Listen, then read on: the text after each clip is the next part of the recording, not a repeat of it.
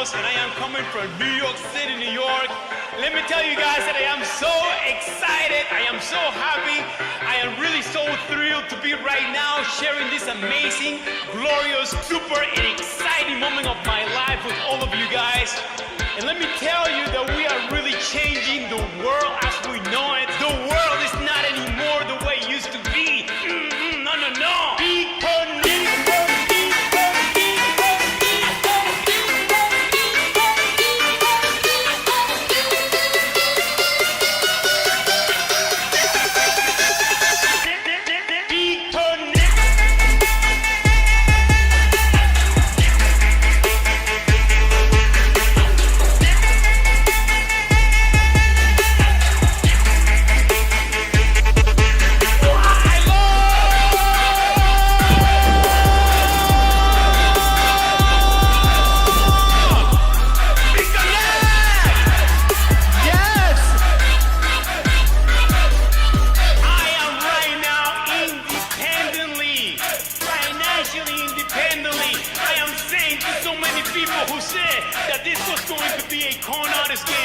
This was gonna be a scammer game. Hey, you gonna lose all your money? I'm telling him behind it, listen, this is real. No, no, no, no, no, no. That's a scam.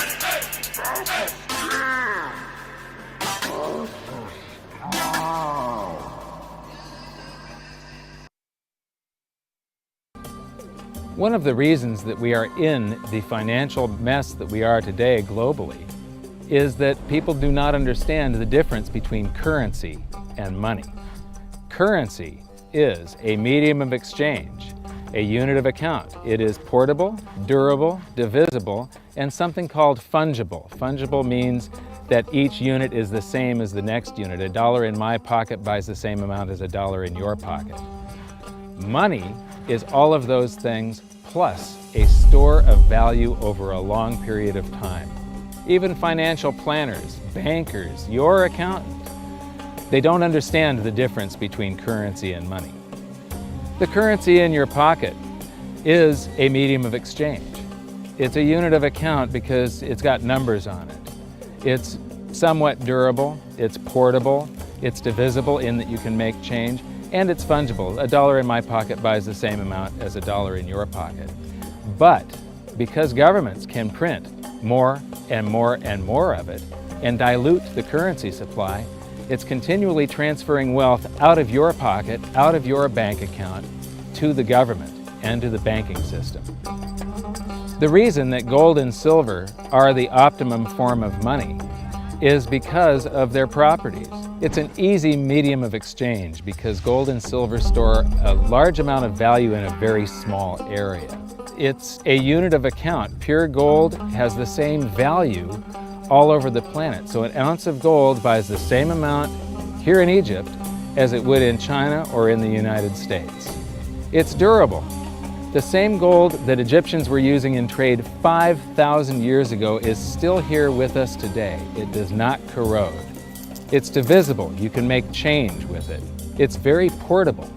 You could use something like oil as money. It's just that you can't carry around a barrel of oil on your back.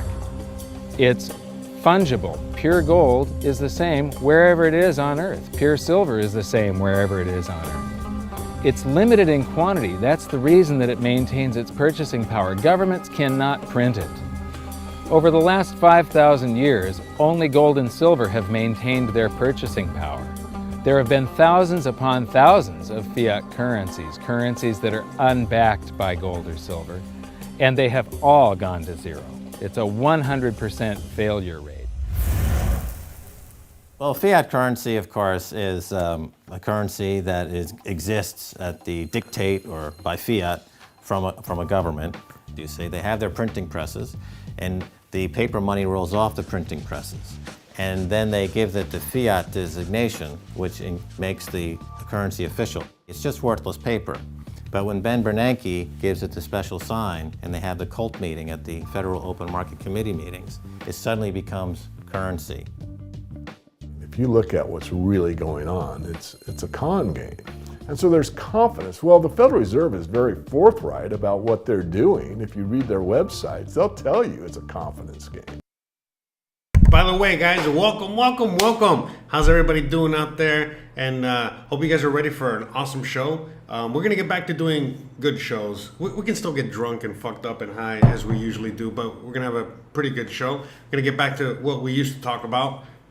You know, we're going to go from there and see what happens. But I get this question asked a lot by a lot of people. You know, what's going on? You know, because a lot of people do know that I do know what's going on. So, you know, this is why we're kind of starting back to the basics, and we're going to get back to basics. And so we're going to start learning about what the hell's going on, since a lot of people still don't know what's going on, so that hopefully we can, salvage something here before it gets any worse. Because, you know, the reality is that all this is emotion. All this is going to happen. Whether you like it or not, it's already happening. And so, you know, what are you going to do about it? How are you going to, save yourself? I'm always toasted. You already know what's up. But I just had a fat ribeye steak, and, I'm nice and full, nice and good. You know, I'm out here doing all right. You know what I mean? Again, I got 2 ribeye steaks out here, about over a pound.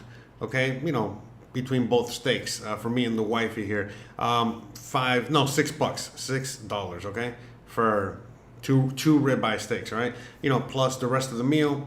What I spent, $10, $11, for a nice meal for both. All right, we just had that, and we're going to be talking about that. Why can I do that here in Mexico and you can't do that in the U.S. anymore? Well, not for not for $11. It's going to cost you probably $110.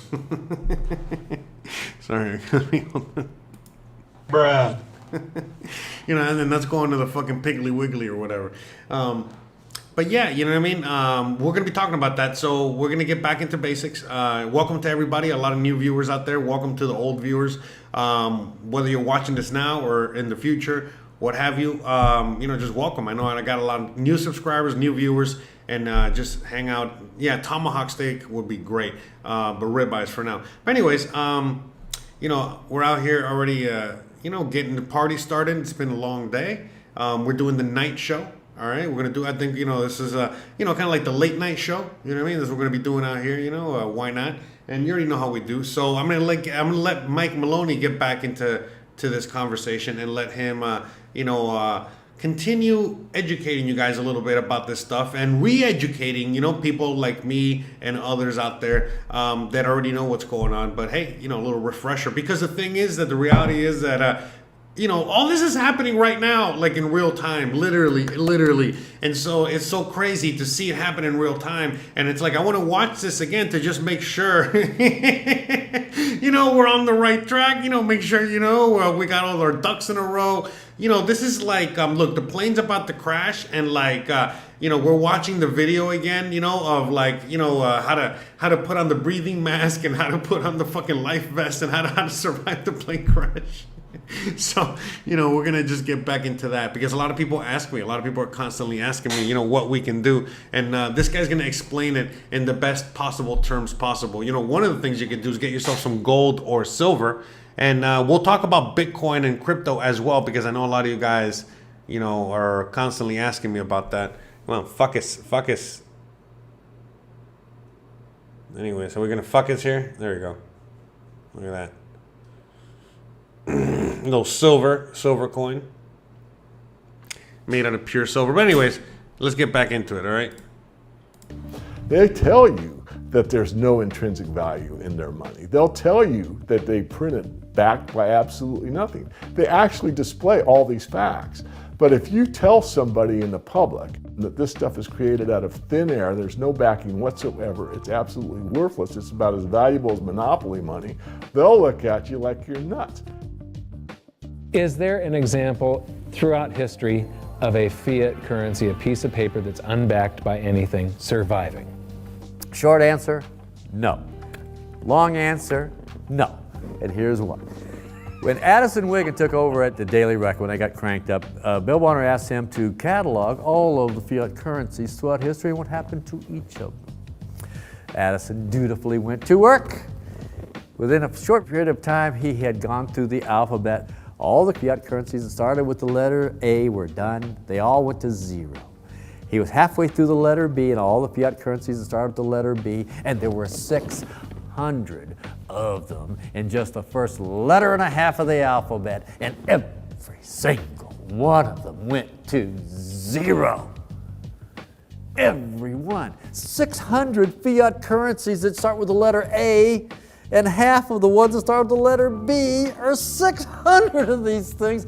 Not one ever came close. Would you think this one, the United States dollar, is going to be the first one after all that? I don't think so. No. No currency, fiat currency has ever survived. None. That's right, that's right. And the dollar's not going to be any different. The thing about money is there actually is a... And look, right now, again, don't take it from me. You go and see what other countries right now, that are out there, that are trying to be a world power or trying to dominate the world, at least take control over, the U.S. dollar or the U.S. at this point. How are they doing it? I mean? They're stacking gold in their coffers. They're trying to, amass the most amount of gold. You go to J.P. Morgan, which is like one of the most, important and biggest banks out there. And you see what they have in their holdings, and they have the largest amount of silver holdings on planet Earth, like physical silver, meaning JP Morgan holds the most amount of silver on Earth. Why would they hold this if it's such a worthless piece of fucking metal? If this is such a worthless piece of metal, why would they hold any of these silver coins or gold for that matter? Again, the bank is not the holder of all the gold. Countries are the holders of all that gold. But what's up with silver? But gold and silver. Those are hedges against inflation. That's what you can do. A lot of people are like, what can I do against all this that's happening right now? You can buy gold and silver. That's one thing. You can buy property in a country that's not going to take it away from you. You could do that. There's a lot of things you could do. Honestly, So that's for sure, but we're going to learn more about this. Fairly well accepted definition of what money is. The question is, as you apply that definition to particular things that people claim to be money, do they fit the definition? We'll just take the paper dollar, for example. How well does it perform those functions? Well, store of value. The dollar has lost 95% of its purchasing power since the creation of the Federal Reserve in 1913. So not very good as a store of value. One of the things I do is just a way to get the audience's attention is I have a slide, and there are three pictures on the slide. One is a pile of monopoly money.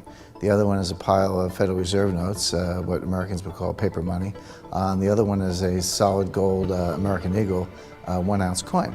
And the title of the slide is, which of these is not like the other? And if you know the show Sesame Street, or you have children who watch it, it's one of the favorite vignettes in Sesame Street. And what it really is a kind of IQ test for 5-year-olds. They're supposed to look at the three things and look at characteristics and find the one that's not like the other. Well, I've shown this slide to groups of Ivy League University professors, and I've also shown it to children, kind of 5 years old, my nieces and nephews and so forth.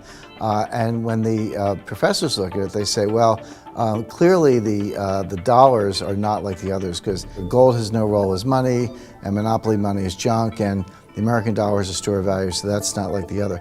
But the children look at it and they say, well, the gold coin is not like the other, because the other two are just piles of paper, and the gold coin is clearly something different. So my question to the audience is, who's smarter, a 5-year-old or an Ivy League professor? Before World War I, each note that a treasury issued would say that there have been deposited with the United States Treasury $20 in gold coin payable to the bearer upon demand. The money was in the vault. The currency was a note they gave you that was a claim check, only a claim check on the money, the same as if you go to the dry cleaners and you give them your shirt and they give you a claim check for your shirt. The value is that shirt at the dry cleaners, not the piece of paper that says that you own that shirt. So our currency that circulated was the paper US dollars, and they were claim checks on money. The next hidden secret is the difference between currency and money. Money must be a store of value and maintain its purchasing power over long periods of time. As we progress through this series, you'll learn that national currencies are really a tool used by the government and the financial sector to leech away your time and your freedom by stealing your purchasing power. So rather than storing your economic energy, currencies leak. Now compare that to the gold and silver the Egyptians were using. Like I started with, it still wasn't money is going to have a because new... it wasn't interchangeable yet. But they were on the right track, as gold and silver have proven over thousands of years to be the ultimate store of value. Gold is only... All right, so we're going to get into it a little bit. Let me know if you guys can hear me okay. I turned the fan on for a little bit. It's getting a little hot in here, and I need to, make sure I got the AC going. Because I forgot, I always have to turn off the fan. Anyways, I'm trying to find... so here, let me give you guys a little history lesson here. Okay. First place, where they print these receipts for Only gold, formed and then when they it's- can print more of them than gold that exists. And that happened when we got to dollar gold. The next question is, how does this affect you? My next stop was in London, where I'd been asked to give a presentation to a group of businessmen. They wanted to understand the reason that gold had Yeah, it's hot surged as fuck recently. out here. And I explained to them that to understand gold, you have to understand monetary history. Once you see where Cut down your currency, which was a receipt. I'm for trying to find the right claim video check here. on money, We're ask always for your drinking. money, gold and silver, and they would give it to you. So this shows this is currency, this is money. Otherwise, Swiss citizens there was no demand gold reason for any repatriation. government to African store countries- gold in their vaults and then print this currency that was backed by gold. This is what gives confidence in that, and it gives governments the ability to start this scam in the first place, where they print You- these receipts for gold. Dating and then they effect can this print has more of on them. you. All right, The here we go. Treasury issued All right, this is the video I really wanted to show you. I apologize. If you guys have any questions, you guys want me to talk about anything in particular, let me know. But we're going to talk, I just want this to play so you guys can get an idea of what's really going on with the money, with everything. By the way, shout out to everybody out there. Shout out to Daniel, Opie, Charlie, Pedro, Cody. We got everybody out there. Who else we got out there? All right, Hansen. All right, and check this bankers out. make it sound so complex that people think they can't understand it. But I'm going to strip our monetary system down to its essence so that you can see the scam behind the curtain and just how it affects you. Every All right, modern pay society attention, guys. creates currency in pretty much the same way. But since the US dollar is the majority of the world's currency, I'm going to use the United States as our example. It all starts when some politician says, "Vote for me and I'll make sure the government provides you more free stuff than my opponent will." But there's no such thing as a free lunch. So to provide that supposedly free stuff, the politicians vote for the country to spend more than its income. This is called deficit spending. To pay for that deficit spending, the Treasury borrows currency by issuing a bond. So what's a bond? If you think about it, a bond is really nothing but a glorified IOU. It's a pretty piece of paper with numbers printed on it that says, "Loan me $1 trillion today, and I promise over a 10-year period I'm going to pay you back that $1 trillion plus interest." But what you need to understand is that Treasury bonds are our national debt. These glorified IOUs are to be paid back by you and I and our descendants through future taxation. Therefore, when the government issues a bond, it steals prosperity out of the future so that it can spend it today. The Treasury then holds a bond auction, and the world's largest banks show up and compete to buy part of our national debt and make a profit on it by earning interest. You'll notice that as we move through this process, the big banks are there, taking a cut every step of the way. This isn't by chance, as you'll see shortly. Then, through a shell game called open market operations, the banks get to sell some of those bonds to the Federal Reserve at a profit. To pay for the bonds, the Federal Reserve opens up its big old checkbook and writes bad, bogus, counterfeit checks that should bounce because they're drawn on an account that always has a zero balance. There isn't one penny in there. To quote from the Boston Federal Reserve, "When you or I write a check, there must be sufficient funds in our account to cover that check. But when the Federal Reserve writes a check, there is no bank deposit on which that check is drawn. When the Federal Reserve writes a check, it is creating money." The Fed then hands those checks to the banks, and at this point, currency springs into existence. The banks then take that currency and buy more bonds at the next Treasury auction. But what is a check? A check is also an IOU. When you write a check, you're making a note that says, "Here's my IOU for cash. All you have to do is go to the bank and pick it up." Now, it's very, very important that you understand this process because we're going to come back later and show you the devastating effect this has on you. The Treasury issues IOUs, bonds. The banks then buy those IOUs with currency. The Federal Reserve then writes IOUs, checks, and hands them to the banks in exchange for the Treasury's IOUs, the bonds. And currency is created. So what's really happening is the Federal Reserve and the Treasury are just swapping IOUs, using the banks as middlemen, and abracadabra, presto, currency magically springs into existence. This process repeats and repeats over and over again, enriching the banks and indebting the public by raising the national debt. The end result is that there's a buildup of bonds at the Federal Reserve and currency at the Treasury. This process is also where all paper currency comes from. The Federal Reserve and the government mistakenly call it base money because they didn't watch episode 1 of this series and they don't know the difference between money and currency. But Here, let's check the national debt real quick. Look at that. 31 trillion. We're basically at 31 trillion already, all right? I will correctly refer to it as base currency because it is not money. It is currency, and as we've learned, there is a big difference. Money has to be a store of value and maintain its purchasing power over long periods of time. We learned in episode 1 that earlier in our history, our paper currency was just a claim check. It was a representation for real money of intrinsic value, the gold and silver that was held on deposit at the Treasury. You could walk into any bank and slap your currency, like say a $20 bill, on the counter and redeem it for real money, a $20 gold piece. That's right. But now, this base currency that's piling up back here is really nothing but a receipt or a claim check on an IOU, that bond. So it's really nothing but a supply of numbers. The Treasury then deposits the newly created currency into the various branches of the government, and the politicians say, hey, thanks for that. And the government does some deficit spending on public works, social programs, and war. The government employees, contractors, and soldiers then deposit their pay in the banks. Now, this may come as a shock to you, but when you deposit your currency with the bank, you're not actually depositing it into an account to be safely held in trust for you. Instead, you're actually loaning the bank your currency. Pedro says, I'm worried about the bail-ins that have been in place since 2014. Oh, yeah. You know, the plunge protection team and all that good stuff. Yeah, I mean, look at today. You know, today was a great example. Look, the stock market actually went down like around 1,000 points, give or take, but the plunge protection team, somebody came in, I don't know who, and bought up the stock market, so it didn't look that bad of a loss. But yeah, I mean, let's just keep, and by the way, Daniel's like, oh, this is a very simplistic way of looking at it. Yeah, because honestly, there's a very simplistic system that people overcomplicate in order to confuse the public, in order to continue controlling the public without letting them know what's really going on. And all that's really going on is that they're just creating money out of nothing. They're just printing paper.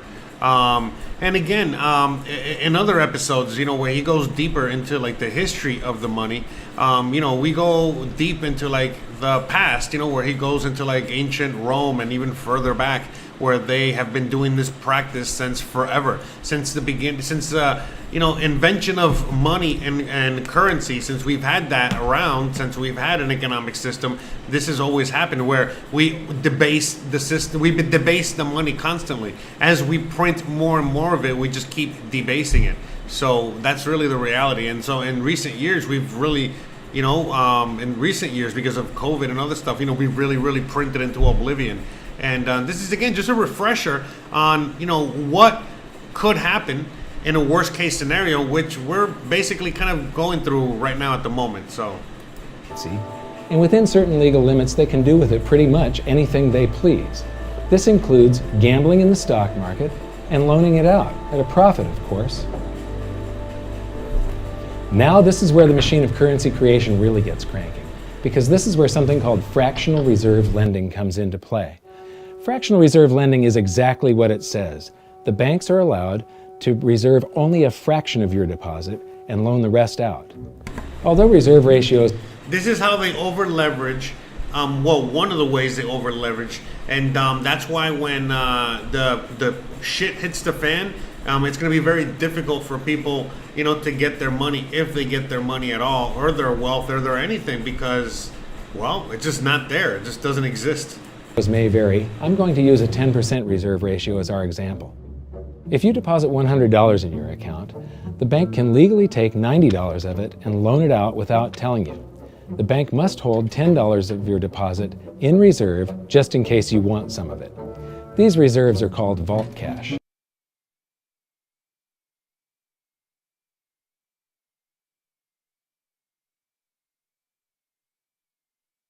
Yeah, again, it's not about what Daniel in the chat says. If we had a society of hard metal hoarders living in bunkers, this simplistic explanation is all you need. The reality is that this was money. This was money. That's why it's always shaped like coins. That's why your coins, the coins that you have right now, your nickels and your dimes and your pennies, they all resemble and have the same color as actual silver or actual gold.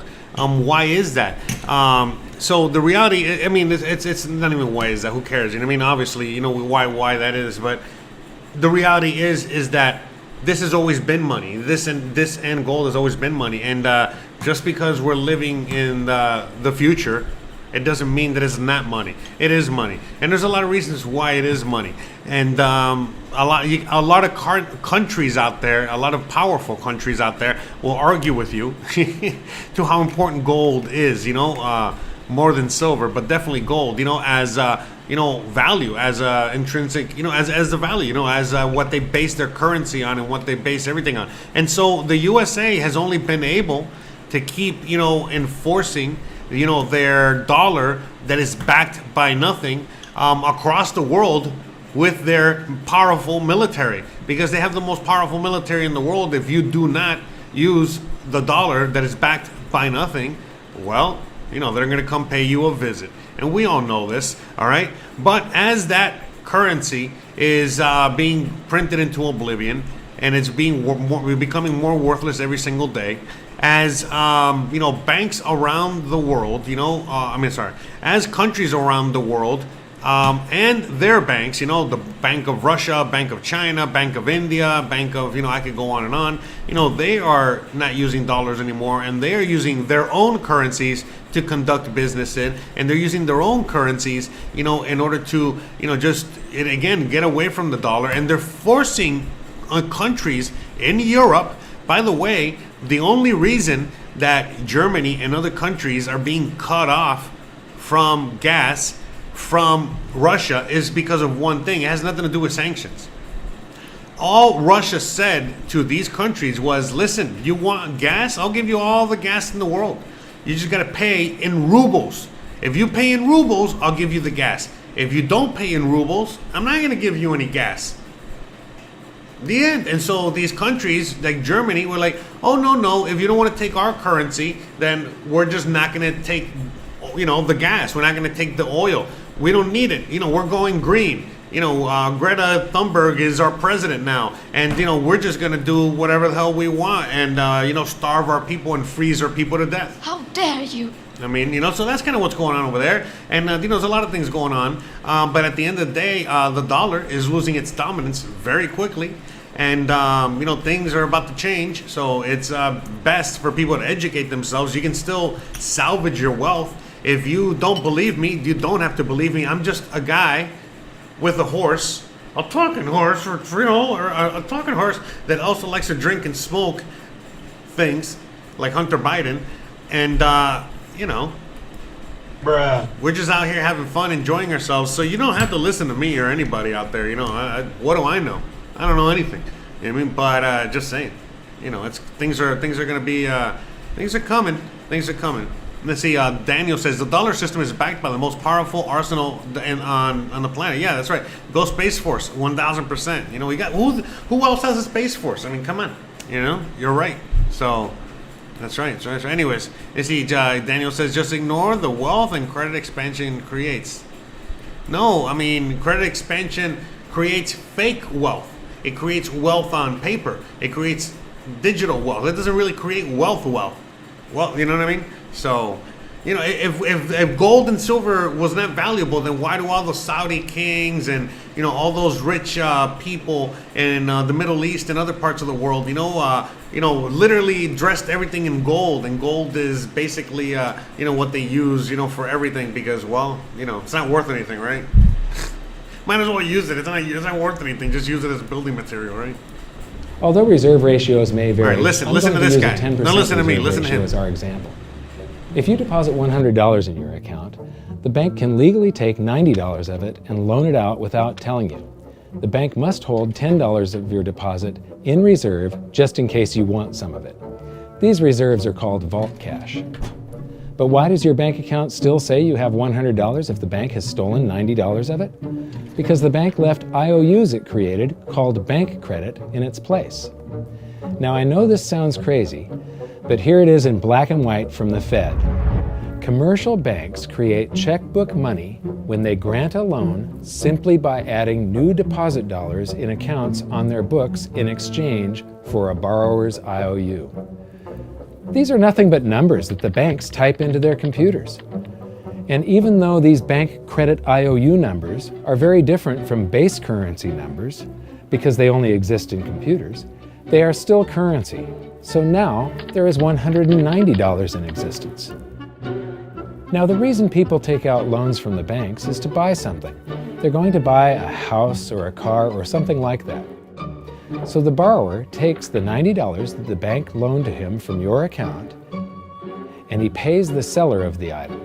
But then the seller deposits that currency into his account and his bank loans out 90% of that and leaves bank credit numbers in its place. So now there's $271 in existence. This process repeats and repeats until under a 10% reserve ratio, an initial deposit of just $100 can create up to $1,000 of bank credit, all backed by $100 of vault cash, just 10%.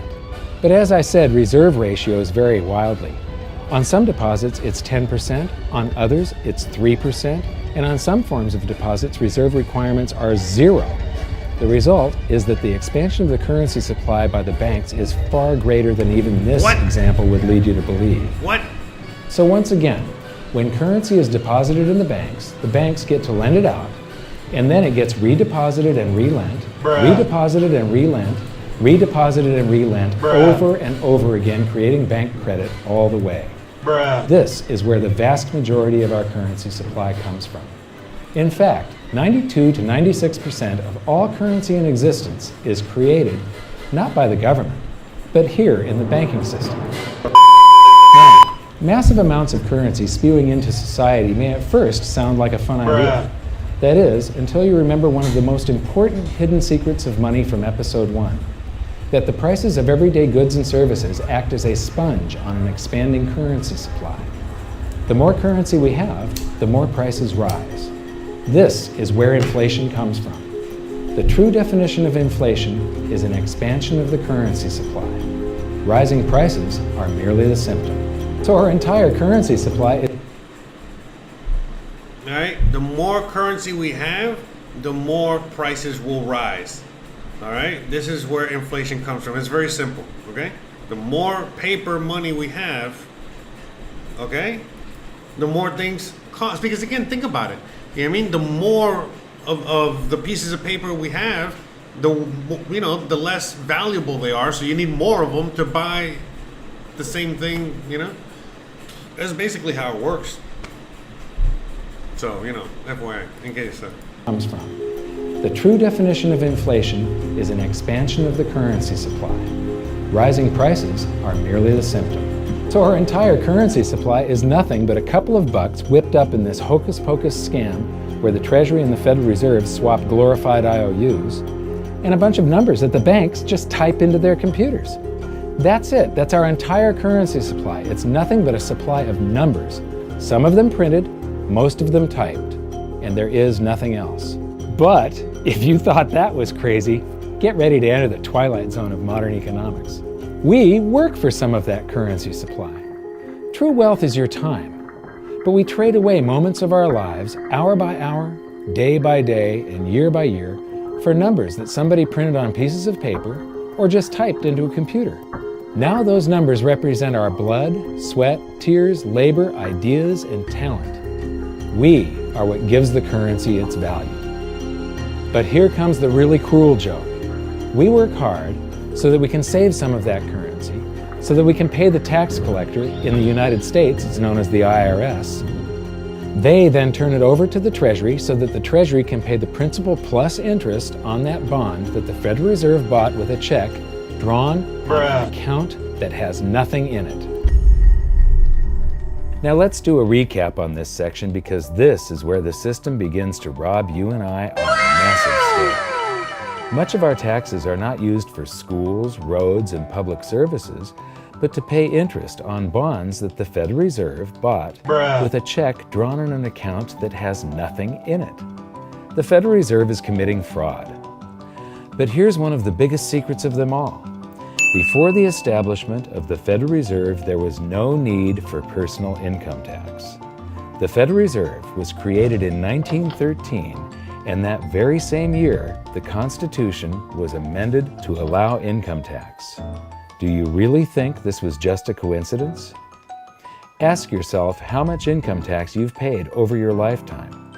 Much of it has been silently siphoned away into the hands of those who own the system. Yes, this system has owners. Who they are is an even bigger secret that we'll get to shortly. But first, we need to understand the mumbo-jumbo of the so-called debt ceiling.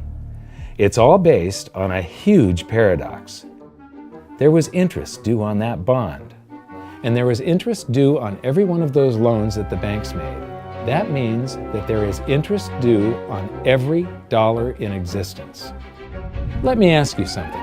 If you borrow the very first dollar into existence, and that's the only dollar that exists on the planet, but you promise to pay it back plus another dollar's worth of interest, where do you get the second dollar to pay the interest? The answer is that you have to borrow that one into existence and promise to pay it back with interest as well. So now there are $2 in existence, but you owe $4, and so on and so on. The result is there's never enough currency to pay the debt. There is always more debt in the system than there is currency in existence to pay the debt. Therefore, the whole system is impossible. It is finite. It will come to an end one day. What would happen if the government stopped borrowing to do deficit spending? Are the payments on those treasury bonds going to stop? What would happen if the public stopped borrowing and going deeper into debt? Are your house and car payments going to stop? No. There is a payment due every month on the principal plus the interest on every dollar in existence, and those payments do not stop. If we stop borrowing, then no new currency is created to replace the currency that we used to make those payments. Whether you're making a payment on a loan or paying tax to make a payment on a bond, the portion of the payment that goes to pay It's all a off the scam, principal you said it. extinguishes that portion of the debt. But the debt also extinguishes the currency. Currency and debt are like matter and antimatter. When they meet, they annihilate each other. If we just pay off the principal only on all the loans and bonds that exist, the entire currency supply just vanishes. So if we don't go deeper into debt every year, look what happens. The whole thing goes into a deflationary collapse under the weight And of here those we are. bonds. Politicians and pundits alike talk about balancing the budget, paying down the debt, and living within our means. They don't understand that that is deflationary. It is impossible to do under our current monetary system without collapsing the whole economy. This is why any talk of a debt ceiling is not only ridiculous, it's delusional. The system is designed to require ever-increasing levels of debt just to continue.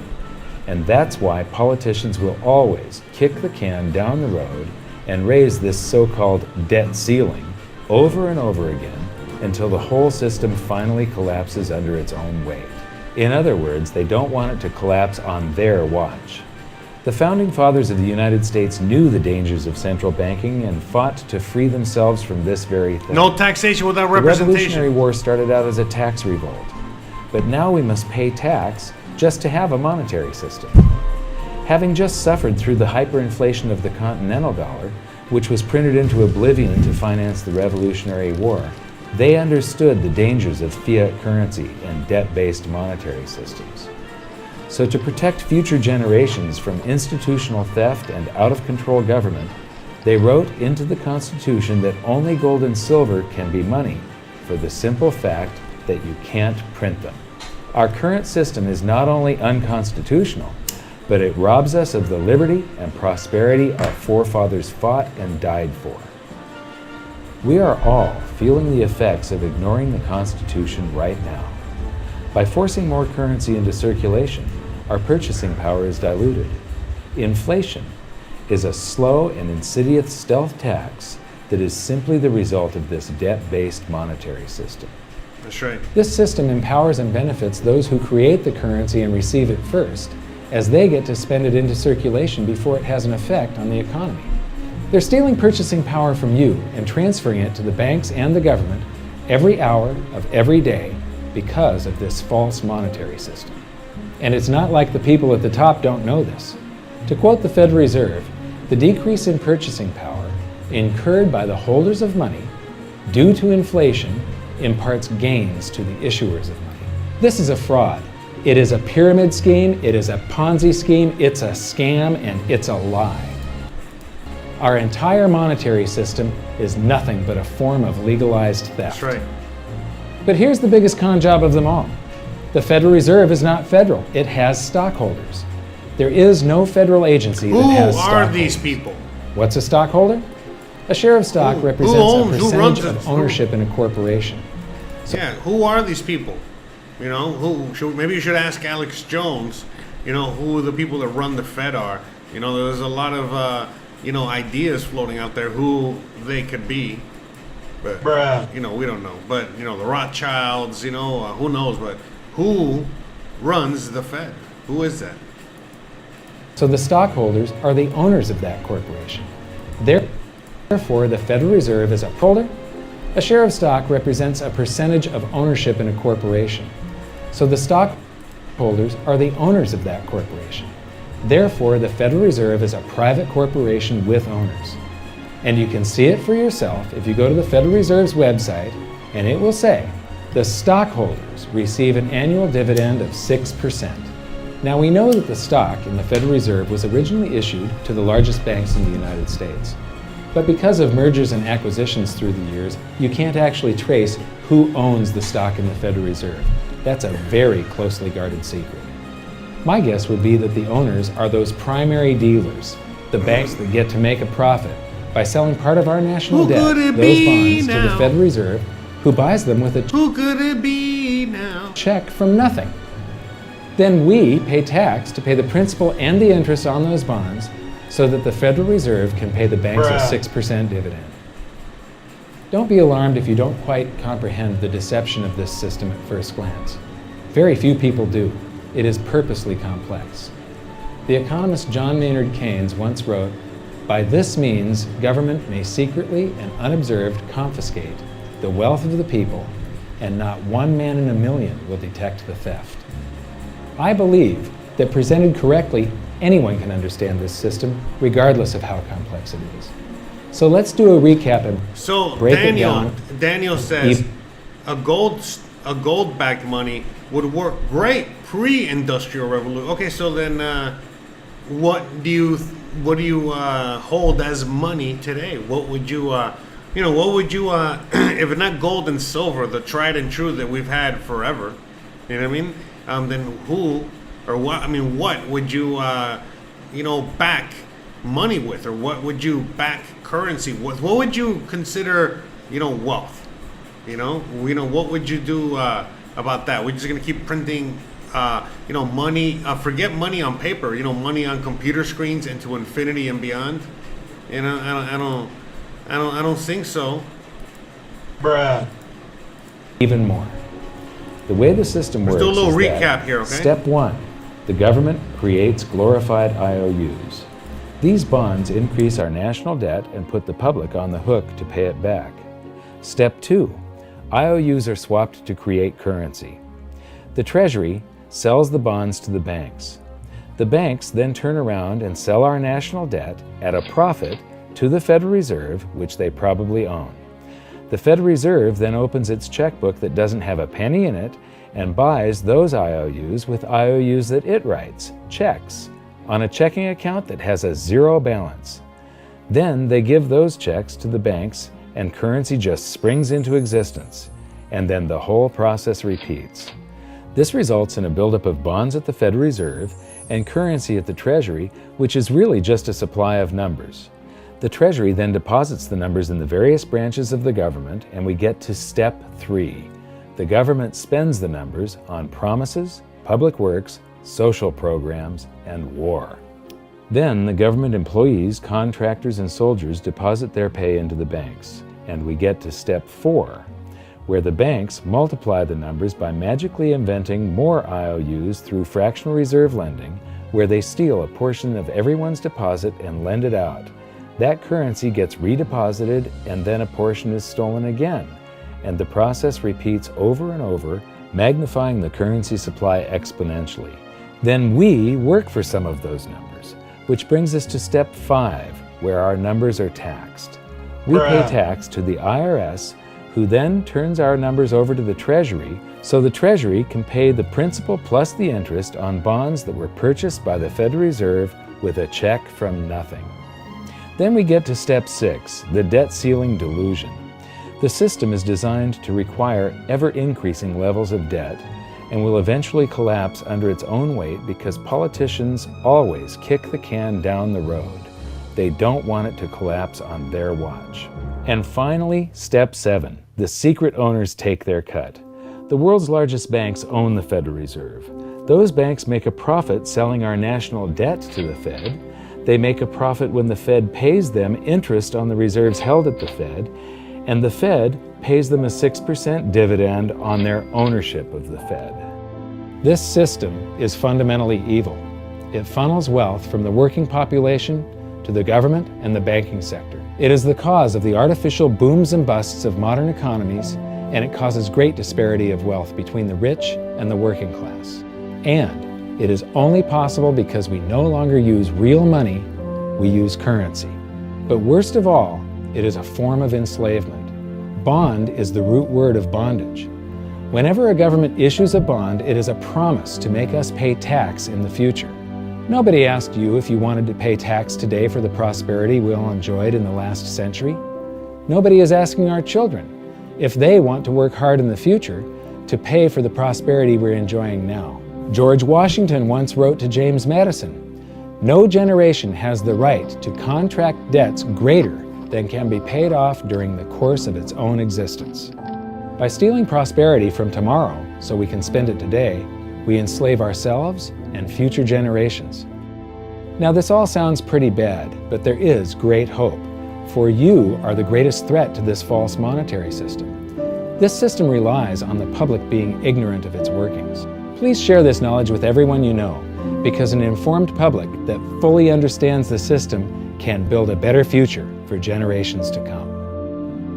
And now I leave you with this quote, widely attributed to a former director of the Bank of England. The modern banking system manufactures money out of nothing. The process is perhaps the most astounding piece of sleight of hand that was ever invented. Banking was conceived in inequity and born in sin. Bankers own the earth. Take it away from them, but leave them the power to create money and control credit, and with the flick of a pen, they will create enough money to buy it back again. But if you want to continue as the slaves of bankers and pay the cost of your own slavery, let them continue to create money and to control credit. This is the Federal Reserve in Washington, D.C. It's located on Constitution Street, and that is just as much of a joke as the New York Fed being located on Liberty Street. Both of them are unconstitutional, both of them limit our liberty, and they transfer wealth away from us every second of every day to the Federal Reserve, to the government, and to the banking sector. You are now among the 1 in a million who can detect the theft of your prosperity. So the big question is, what can you do about it? 1. Watch this video until you Hey, everybody, my name is Carlos Matos, and I am coming from New York City. First of all, what are you going to do about it? Let me tell you What I'm guys going to do that about I it, am so I'm going to get me a excited. drink. I'm so happy. All right, my I'm drink is really so empty. thrilled Are you guys to be drinking? right now I'm going to go get me sharing some this amazing, drinks. glorious, super We got the blunts. exciting moment of my life We're going to let Carlos with you Mata. guys. And We'll be let me back. tell you that we are really changing the world. That's right, we're changing the No, world, guys. The world is not anymore the way it used to be. No.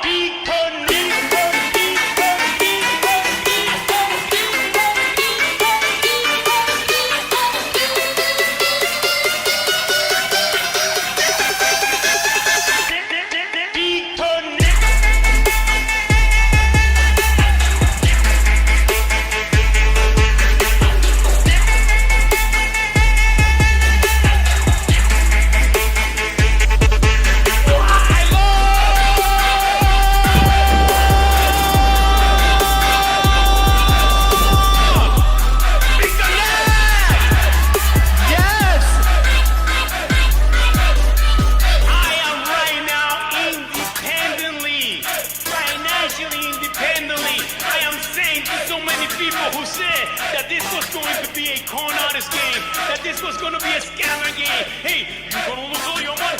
I'm telling him behind it, listen, this is real. No. That's a scam.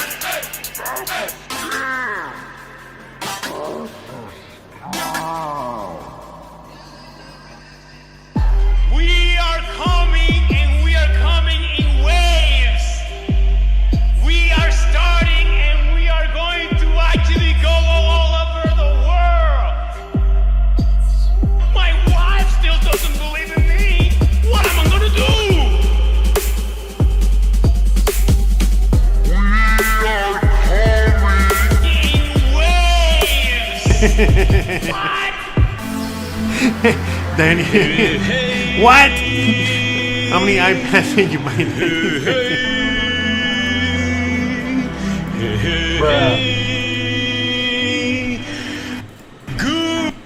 Oh my God.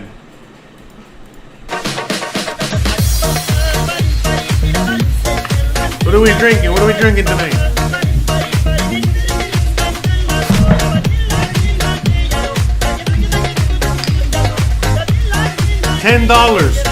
$10 for this.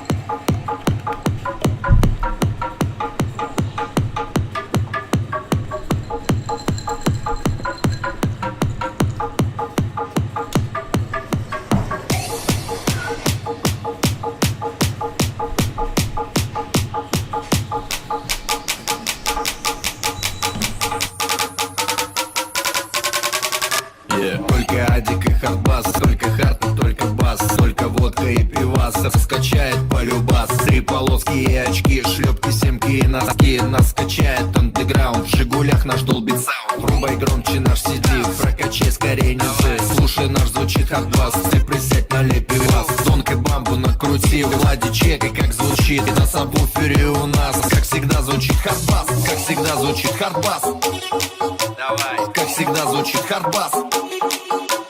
Как всегда звучит хардбас. Как всегда звучит хардбас.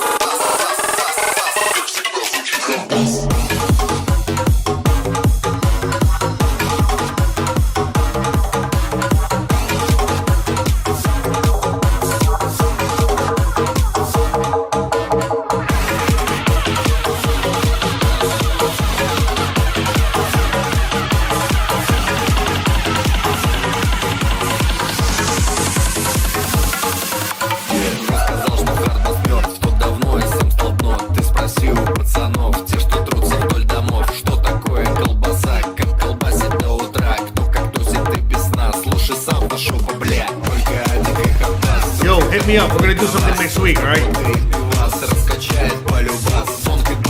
I sent you a message.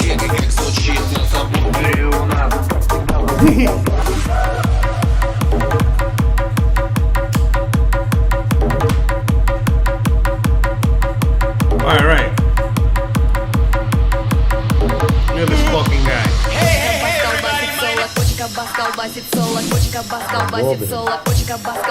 Okay. All right, let's get back to where we were. All right, now let's get to where we are now. All right, because we need more. We were just doing the history of money. We've been getting up to date. To where we are now. So let's get into it real quick. Shout out to everybody out there. All right. Me, you're 60. Yep, I know you're supposed to get Social Security when you're 62 or 60. Inflation, the demand. I don't know exactly, but what I do know is that the longer this goes on, the bigger it's going to be. That's right. And I wrote about some of the possibilities in my book. And this was written before the crisis of 2008. And so in here, I refer to Ben Bernanke, but I'm going to change that to just the Federal Reserve or central banks for you right now. So, the day of reckoning will come when millions of baby boomers reach the age where they have to take mandatory distributions from their IRAs. As they find that the investments they were counting on for their retirement, their homes and their IRAs full of mutual funds, have actually lost value, that the amount of stuff that they can buy from the proceeds if they sell their home is actually less than when they bought their home. And as they realize that their dream of a comfortable retirement was just that, a dream, all those boomers will get scared and pull in their horns. They will stop spending. They will start selling off their assets, and the greatest stock market crash in history will unfold as more and more boomers panic and sell. I believe this will also be accompanied by the greatest real estate crash the world has ever known. This perfect storm of bankruptcies and foreclosures will cause the currency supply to contract as the giant credit bubble pops, and all those big spenders become big savers. Get ready, guys, it's coming. When people save their currency, it stops circulating. The economic engine runs out of oil, and the whole thing locks up. This is every central banker's worst nightmare. This is real deflation, and the world's central bankers are about to discover the true scale of the horrors of a credit bubble implosion. When this happens, the Federal Reserve will once again send out its armada of money bomb dropping helicopters, but this time something will be different. Something will have gone horribly wrong. The bombs will have been defused. The Fed will try pumping the banking sector by buying up every kind of debt they can get their hands on, but to no That's what avail. they're doing now, by the way. They will- Everything that you're seeing in this episode, in this part of the show right now, this is everything that's happening now. By the way, Mr. David Martinez out there, shout out to you. I know you. I see you. Bitcoin is tied to fiat, same as silver, or gold. You know what I mean? Gold and silver should actually be worth a lot more than what it is now. It's manipulated, with paper derivatives and actually just derivatives and basically brings the price of this stuff down. Same as gold. Same as Bitcoin. And other things like that. They're heavily manipulated because, they're in the stock market now. They're traded as, ETFs, and I can go on and on. And so they're being, they're able to be easily manipulated, and they are manipulated. Don't get it twisted. So you're right. But at the end of the day, when it comes down to it, just like gold and silver, Bitcoin and other cryptocurrencies, they do hold their value in the future as either a store of wealth or an actual currency, like for example Monero, which will be which is a private currency. Shout out to Monero, which is like cash, which you can pay for things without anybody knowing that you're paying for it, and it's electronic, it's private. Unlike Bitcoin, which is not private, and I could go on and on. There's a bunch of things out there. So, cryptocurrency is the future. It's here, just like the internet and all this other stuff. We do need a money for the internet age and the future. Gold and silver are obviously, they're going to back a lot of this stuff. And, we're going to get into it. It's going to be, a very interesting future to see all this develop. But, at the end of the day, we need gold and silver. And paper money is great. But at the end of the day, like this paper money backed by nothing is not really going to, it's not going to work. It never works. So let's just get into this. Go to the extraordinary dropping helicopters of a credit. So remember, we're at the helicopter money stage of things right now. We've already had Trump give us money. We're seeing that the Federal Reserve is still printing money out of thin air and giving it away. Sure, the Democrats right now, they're giving it away to their friends and corporations and other entities. But, if another party gets in power, hopefully they'll be giving it away back to the people and so on and so forth. But eventually they're going to have to give it away to the people. But here we go. Like we've already, everything that's happening now, it's happening. Like everything you're watching now, that's happening. So you can get an idea of what's going to happen. Bubble implosion. This is real economic ops, and all those big. So right now, the credit bubble, we're gonna have we're on the verge of having a major credit freeze. The credit bubble around, that's not just in the U.S. but all over the world, is about to pop. All right, and this credit bubble of debt. Remember, we were looking at everything we were just looking at now. Remember that the rooster has come home to roost, or whatever the hell. And so meaning, all of this fake money, that's inflating the price of everything, whether it's the food that you're eating or the house that you're buying or whatever the hell it is, it's coming to an end. I don't think it's going to be right now. You know what I mean? I think it's probably going to be after the election or the next election. I don't know, but we're on the verge. We're ding, ding, ding, ding. We're this close, and it could be in a few months. But just be aware of again. I would highly suggest you go back and watch all of these in full. There's 8 of them, and there's so much more information. I'm just giving you like 10, 15% of all the information you should really, be watching and in tune with. But at the end of the day, let's just get into it so you know what's happening, what's going on, and what you should be expecting going forward, all right? This perfect storm of bankruptcies and foreclosures will cause the currency supply to contract as the giant credit bubble pops, and all those big spenders become big savers. When people save their currency, it stops circulating. The economic engine runs out of oil, and the whole thing locks up. This is every central banker's worst nightmare.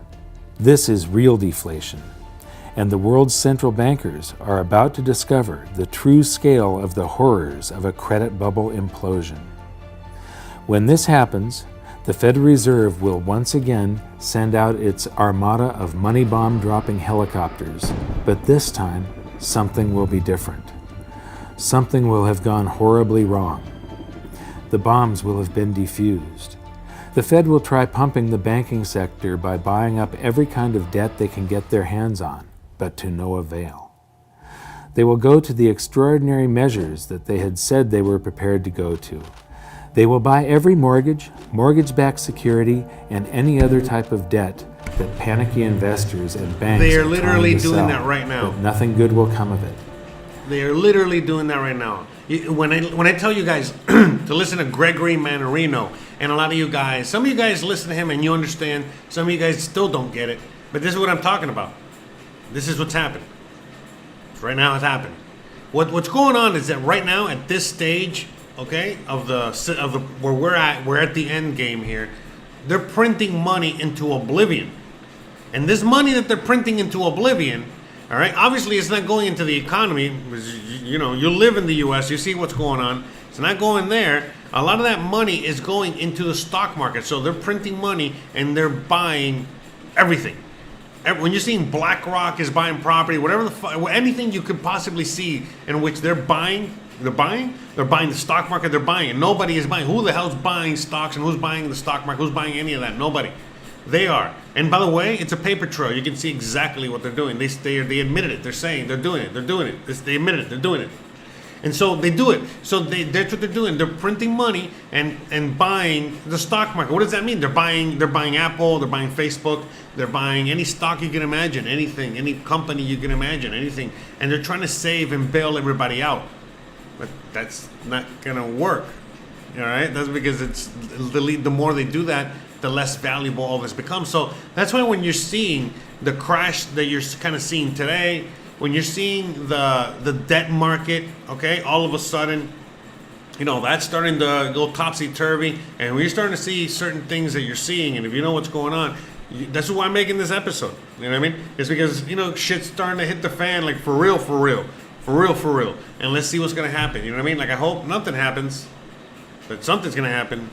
Might as well, know and educate yourself and get ready for it. But at the end of the day, this whole bubble of debt that, by the way, shout out to Maze One for the $1. Shout out to you. This whole bubble of debt, this whole thing is, that's it. It's about to pop and it's about to end here.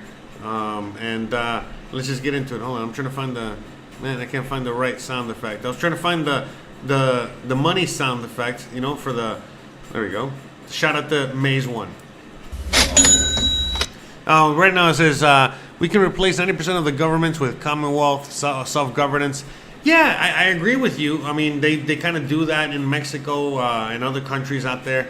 Dude, don't you know that 1/3 of the world is a prison camp? Yeah, and most of that third is in the U.S. Did you know that? So most of the prisoners in the world are in the U.S. Bruh. What side am I rooting for? I'm rooting for the human side. I'm rooting for every human out there and hope that humans, they can educate themselves as soon as humanly possible so that we can, all get out of this mess as fast as humanly possible because, it's not looking good. It's not looking good. I mean, look, for anyone out there that's kind of prepared themselves, we're just waiting and, hoping for the best. But, shit's going to be tough. There's going to be a lot of people that are going to die. It's going to be a lot of famine. It's going to be a lot of just horrible. They're telling you every single day. They're letting you know. The supply chain's broken. There's going to be a cyber attack. There's, There's going to be food shortages. I mean, how many times? I mean, have you not watched The Great Reset? Do you not know what they're doing out there? They're telling you straight to your face what the fuck they're gonna do, and people are still like, duh. It's like, I don't know what to say. I'm sorry, I'm getting a little drunk and high. Shout out to everybody. Shout out to the $3. But it's like, bro, come on, man, wake the fuck up out there. You know what I mean? Like, I love you guys, but that's it. You know what I mean? Like, hopefully that's the idea behind all this shit. I'm rooting for everybody out there. It's like, do I like North Korea? No, I don't like North Korea. Why the fuck would I say like North Korea? It sounds like you like North Korea, bro. You know what I mean? What the fuck, man? Anyways. Bruh. Anyways, buy that silver. By the way, silver right now, let's check it. So it says 1,200. It's over here. I don't know if you guys can see it. Let me see. A little more. Nah, damn it, you can't see it. But anyways, oh yeah, wait, hold on.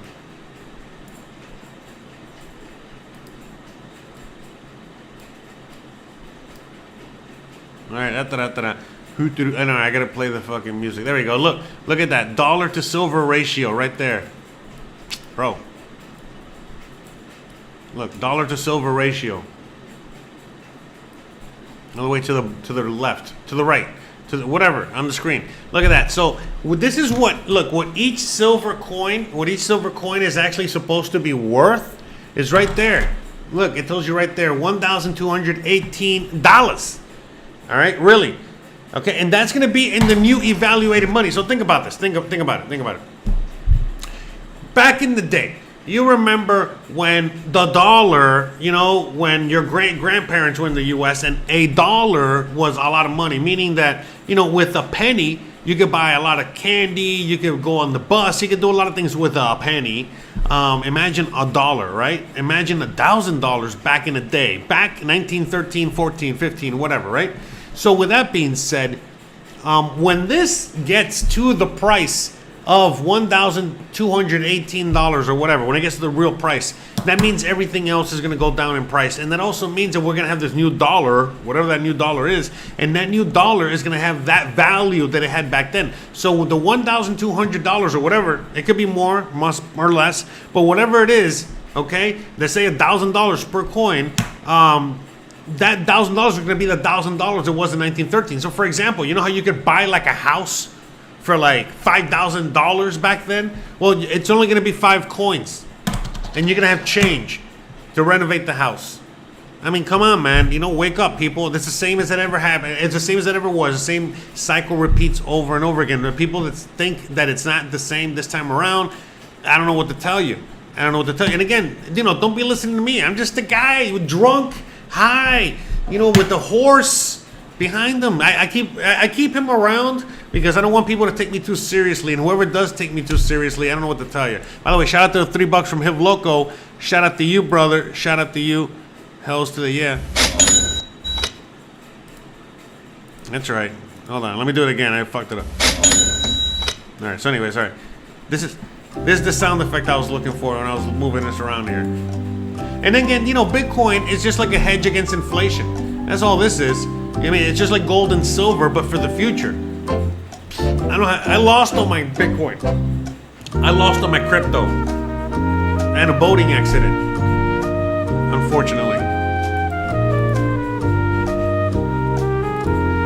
So, unfortunately, I have no more cryptocurrency. Bruh. So, sad for me. Sad for me. Let me play a little sad song because I got no more Bitcoin or crypto. By the way, you guys can donate some Bitcoin and crypto. I'm zero. I'm at zero right now. If you guys want to send me some Monero, some Bitcoin, some, I don't know what other links I have down below. You can send me whatever. It's all good in the neighborhood. Damn, I can't find the, whatever. Anyways, so let's get back to where we were here. Will start buying stocks to buoy the stock market, but retail sales. By the way, sounds familiar? Let's listen to that again here. They will go to the extraordinary measures that they had said they were prepared to go to. They will buy every mortgage, mortgage-backed security, and any other type of debt that panicky investors and banks are trying to sell, but nothing good will come of it. They will start buying stocks to buoy the stock market, but retail sales will continue to plunge. They will try broad-based tax cuts, but it won't jumpstart the economy. They will work with foreign central banks to buy each other's debt, but the global economy will continue to plummet. People will finally see through the veil. They will see what Dorothy, the Scarecrow, the Lion, and the Tin Man saw, that the Wizard of Oz is really just some dopey old guy frantically pulling levers. Remember when we talked about how during World War I, the Germans increased their currency supply by 400%, yet there was no price inflation because of the public's anxiety over the war and the uncertainty of their future? Imagine the anxiety 75 million baby boomers will feel as they approach retirement, only to find their homes and their mutual funds are now worth next to nothing. The nest egg, ladies and gentlemen, has just cracked. When they get their tax rebates, are they going to buy that new big screen TV and the latest cell phone? I think not. I think they're going to save every dime they can get their hands on, just like in Germany during the war. But there will be a point at which a threshold is reached. For each income class it will be different. It will be the point where they feel that they've finally got enough saved for retirement. For some it will be $100,000, for others it will be $1 million, and for others still it will be $10 million. The Fed knows there is a point where they'll finally feel safe enough to replace that aging computer and maybe get that new TV. At this point, the boys at the Fed will buy enough government debt to fund tax rebates for all the taxes in the previous year, but still, nobody will buy that new car. The threshold the Fed is looking for will not be reached. Then, in not-so-quiet desperation, the Fed will say, "Screw the helicopters, send in the bombers."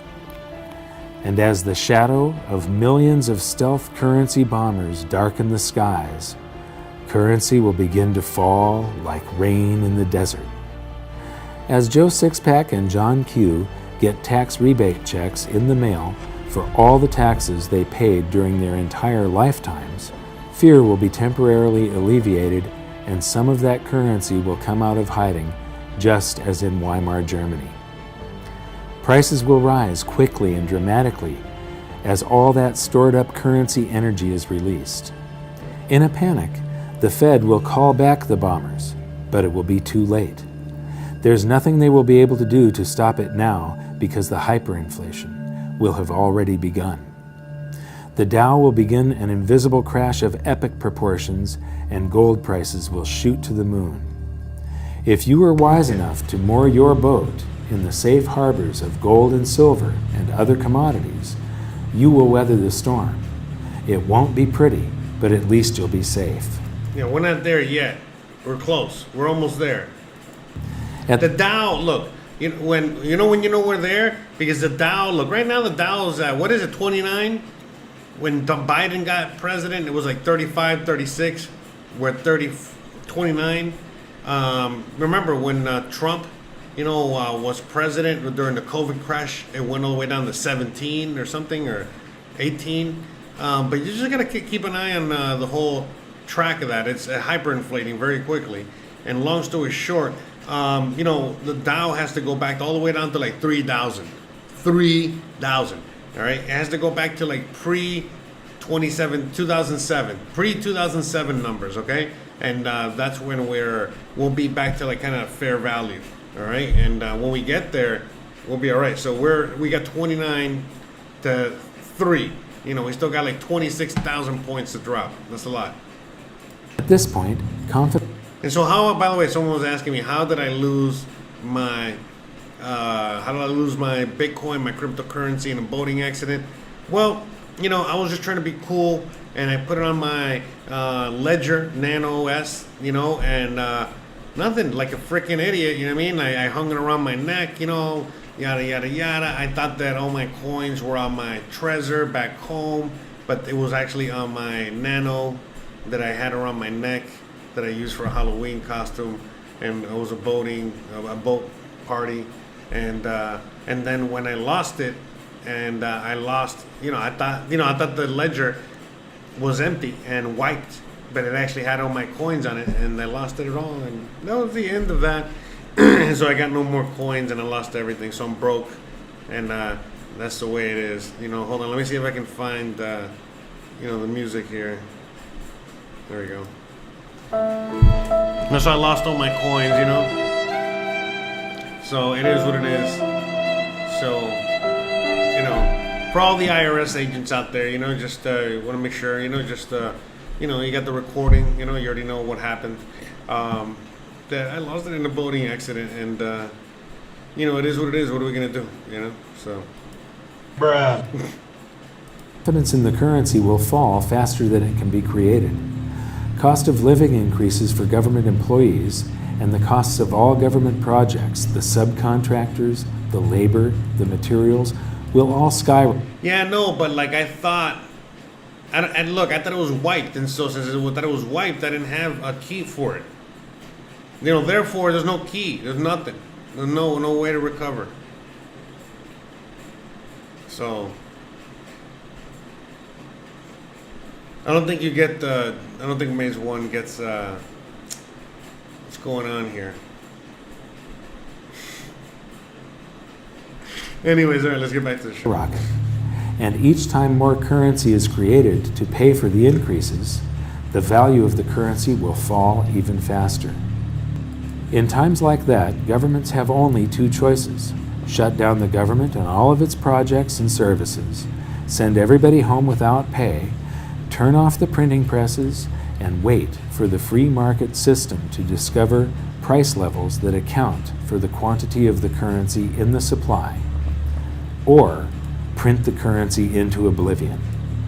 Governments have always chosen the latter. But the stored up energy of excess currency creation doesn't have to take place within the United States, and it doesn't necessarily have to be in the future.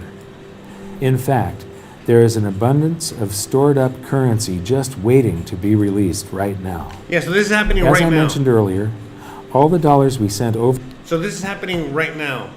So what you're seeing there, what you're going to see, now that's what's happening, meaning all that money, that US dollars that nobody wants is coming home to roost. Maze 1 says, when am I going to end real life? Well, what do you mean? I'm live. This is in real life, right?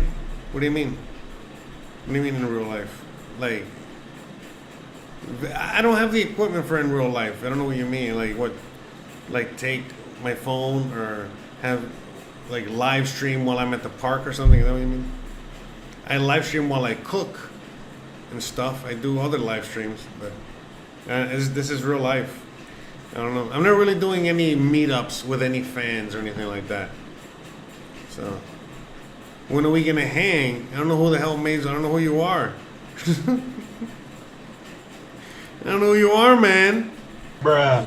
The hell? What do you mean? Just like hang out with a stranger that gave me money on the internet? What'd you give me? $2? Come on, man. I don't know who you are. Well, that's weird.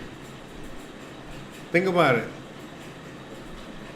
Do I know you? I mean, if I know you, that's different. What happened? Was it what shippings to coins? What? I am Amber Heard. When? Oh hell! Hey, by the way, David. By the way, are you excited? By the way, I mean I don't know if you guys still want to watch this or what, but man, Lodak is a Bills fan, and he's about to get his ass kicked on Sunday. Shout out to him. Shout out to Lodak. David's also a Dolphins fan, from what I understand. We're going to kick his ass. By the way, what the hell was that on Sunday, bro? Wow, what a game. The best game ever. But anyways, all right, let's finish the money thing, and then we'll get back to that, all right? Overseas to other countries to buy their goods and services are now sitting in their bank accounts, just waiting to be spent. Eventually, the world economy will lose faith in the US dollar and will want to dump it by buying up goods. And as all those dollars come flooding back into the US, it will, of course, cause the prices of those goods and services to rise, and could, and probably will, trigger a scenario much like the one I have just finished describing. Throughout history, economists have suffered from what I like to call this time syndrome. This time, they've become masters of the economic universe. This time, they've figured it out. This time, they've tamed the economy. This time, they've mastered the art of infinite currency amplification. This time, a fiat currency will work. That's right, man. It's the same thing. You know, like with communism. This time, it'll work. Trust me. Let's try communism. It'll work this time. They just did it wrong the last few times. So you already know that's not going to work. But anyways, all right, let's just get into it. All right, so guys. Bruh. I hope you guys were thoroughly educated. I hope you guys can kind of start figuring it out. Check out Mike Maloney. Check out other, channels out there that can educate you more on everything that's going on. Not just, in the future, what's going on now, but what's going to happen. Hold on. Not just predictions of, whatever, but educate yourself on the past of what's happened before, what's happened many times, and where we're going now. And look, these people that are the Great Reset and a lot of these power structures or people that are in power or whatever, don't get it twisted. They're all just fighting for power, and we don't know what's going to happen. And a lot of times the people, especially in recent, times, we've kind of had the power, and we'll be all right. These power structures are not that powerful as we think they are. And, we give them too much credit. And don't worry about it. We're going to be all right. If anything, we're pretty enslaved right now. And, we're just trying to get out of that enslavement. So, shout out to that. So, in the chat, we got a lot of Dolphins fans and Bills fans. Bills suck. Go Dolphins. Dolphins going to win the Super Bowl this year. That's right. What do you guys think about the Dolphins, huh? Think the Dolphins are going to win the Super Bowl this year? Huh? Anyone out there? All right, hold on. Let me, hold on. We need, I'm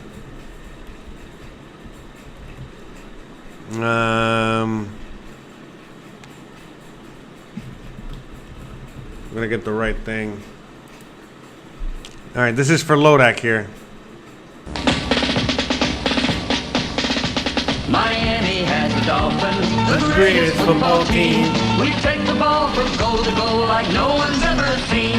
We're in the air, we're on the ground, we're always in control. That's right. And when you say Miami, you're talking Super Bowl, cause we're the Miami Dolphins. Point right. Miami Dolphins. Point right. Miami Dolphins #1. Point left. Yes, we're the Miami Dolphins. Point right. Miami Dolphins. Miami Dolphins #1.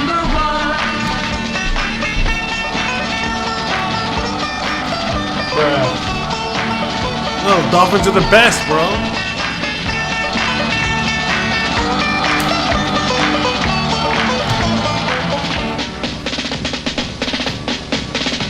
Miami has the Dolphins, the greatest football team. So anyways, guys. Take the ball from goal to goal like no one's ever seen.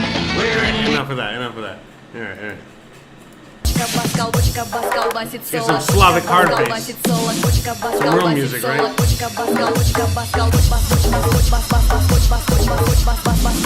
That's right. We haven't won in 40 years. We're going to win this year.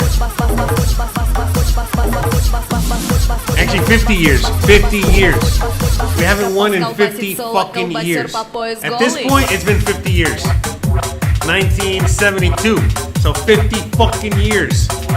Hey, is this the 50-year anniversary? Hey, David, I don't know. You're in Miami right now. Is this the 50-year anniversary? 50-year anniversary of the Dolphins or what?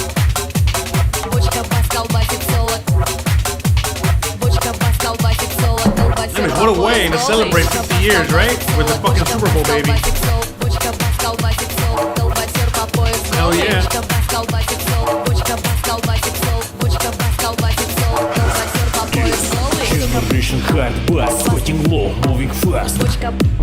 So guys, Did you guys learn anything today? What did you guys learn today? Do you guys have any questions? Any comments on everything we talked about today? Are you guys gonna go buy some gold and silver?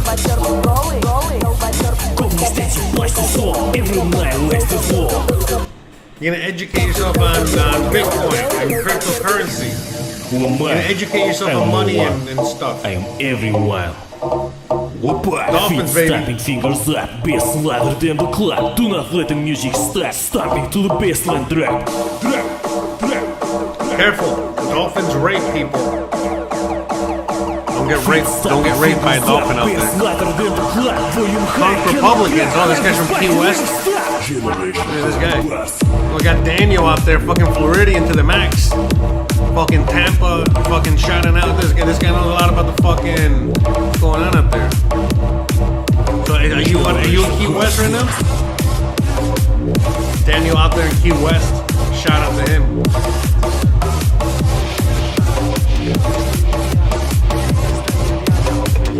What is the best crypto for financial privacy? Monero.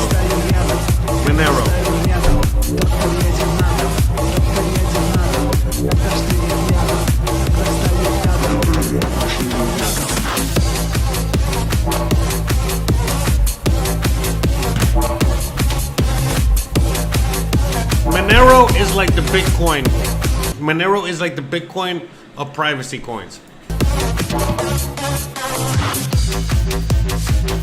Meaning the oldest, okay? There's a bunch of privacy coins, but I never even heard of POS or PEOS. What the fuck is that, bro? The fuck are you shilling over here, bro?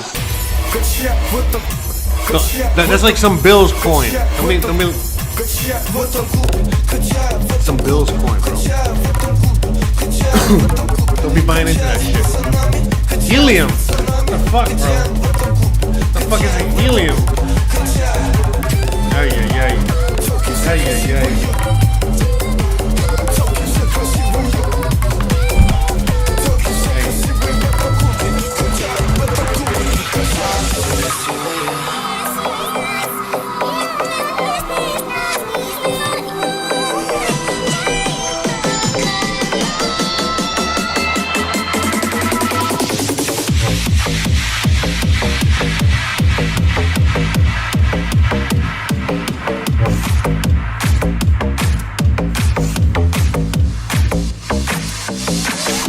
How about that pirate gear? You might as well just get pirate chain.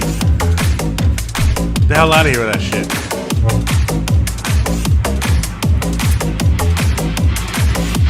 Bruh.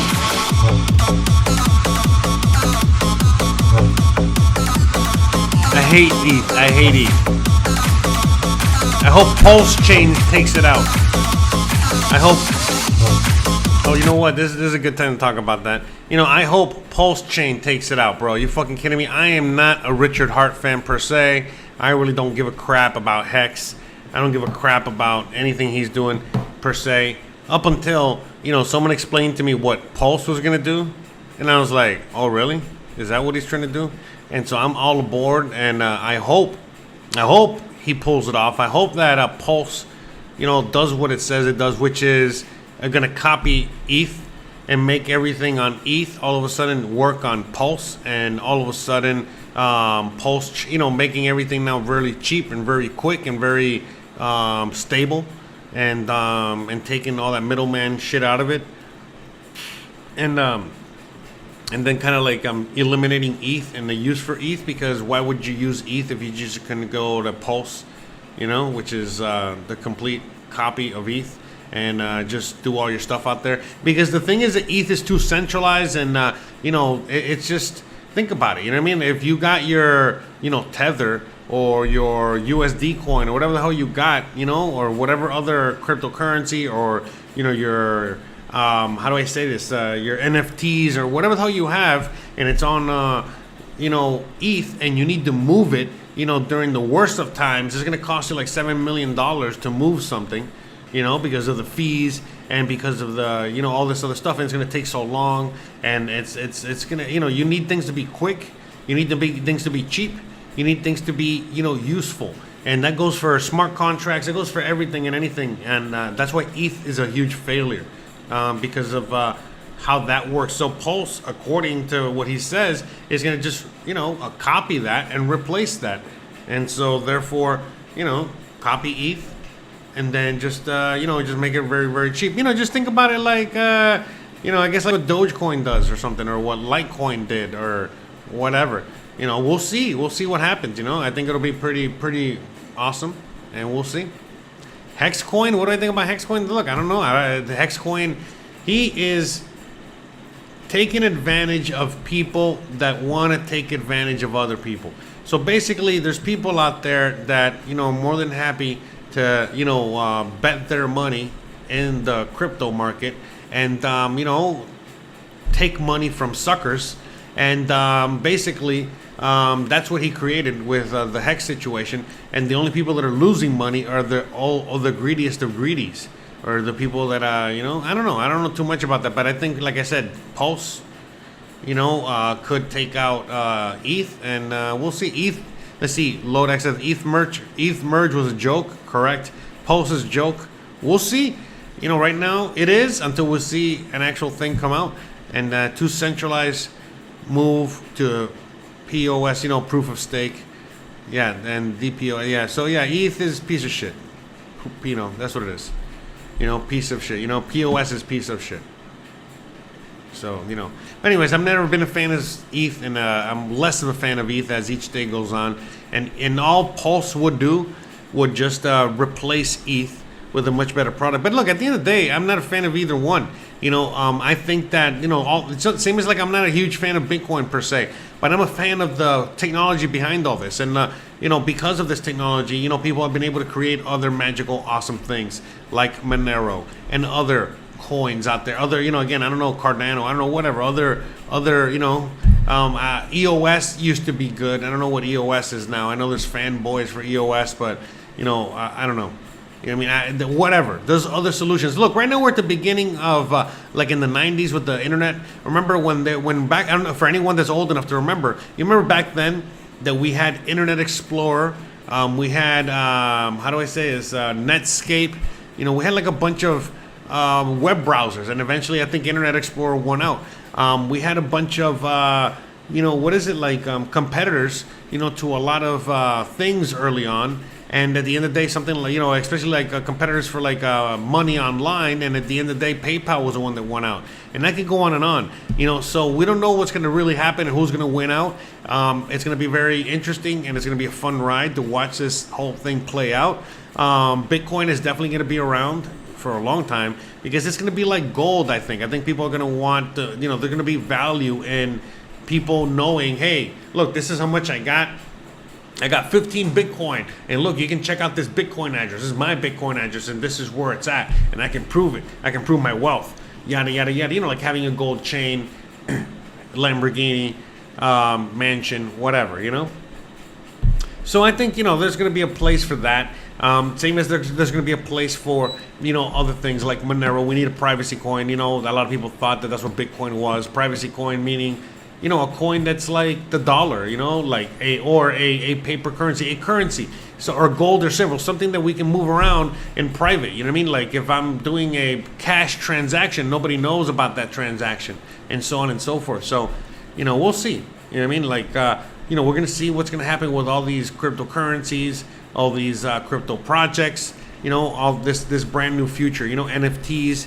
A lot of people are just looking at NFTs like, monkey pictures, so the shit, but that's just like, a tiny percent of what an NFT really is and will be, and what people are creating with all this stuff, and it's just, I can go on. Remember, they've got the metaverse, they can go on and on. We got so much, so coming our way, straight ahead. So, we've only seen the beginning, we're only at the very beginning of all this, and, we're only, like, let's say 20, 30 years in, of this monster revolution that's going to take, decades and decades. And, imagine, what we're going to be in a few years and a few decades from now.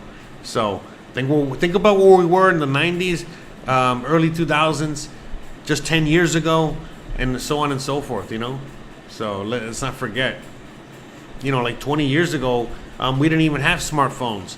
In fact, when did the smartphone get created? Like what, 15 years ago? So, yeah, technology and all this stuff moves quick, and so it's going to be very interesting to see how it all plays out. But yeah, at the end of the day, I'm not a fan right now of any project per se. I'm a fan of the technology, and let's see where it all takes us, and let's see what we all get to do with all this, and it's going to be very interesting. Look, at the end of the day, a lot of the things that I was talking about many, many, many, many years ago, like, when a lot of you guys first started listening to me like 4 or 5 years ago, whatever. I can't believe it's been that long, right? Crazy. Right? 2017, right? 2018. But yeah, when I was saying that, a lot of things, people are going to have, their own coins, they're going to have their own, value chain, their own value structure. Everyone's going to, things are just going to be more streamlined, and I can go on and on. A lot of things are actually coming true, and they're becoming true. Like a lot of people, they're not, like, for example, I watch a lot of comedians and podcasts and things like that. And a lot of these people, they're like, why am I, trying to get a show with Hollywood or ABC or NBC or anything like that, or Comedy Central? They don't pay as much. They make you work like an animal. They censor the hell out of you and your hard work. When at the same time, I could just do a comedy special. I could just do a podcast. I could just do any of these things and put it on the internet and make all of this money and have all of this freedom.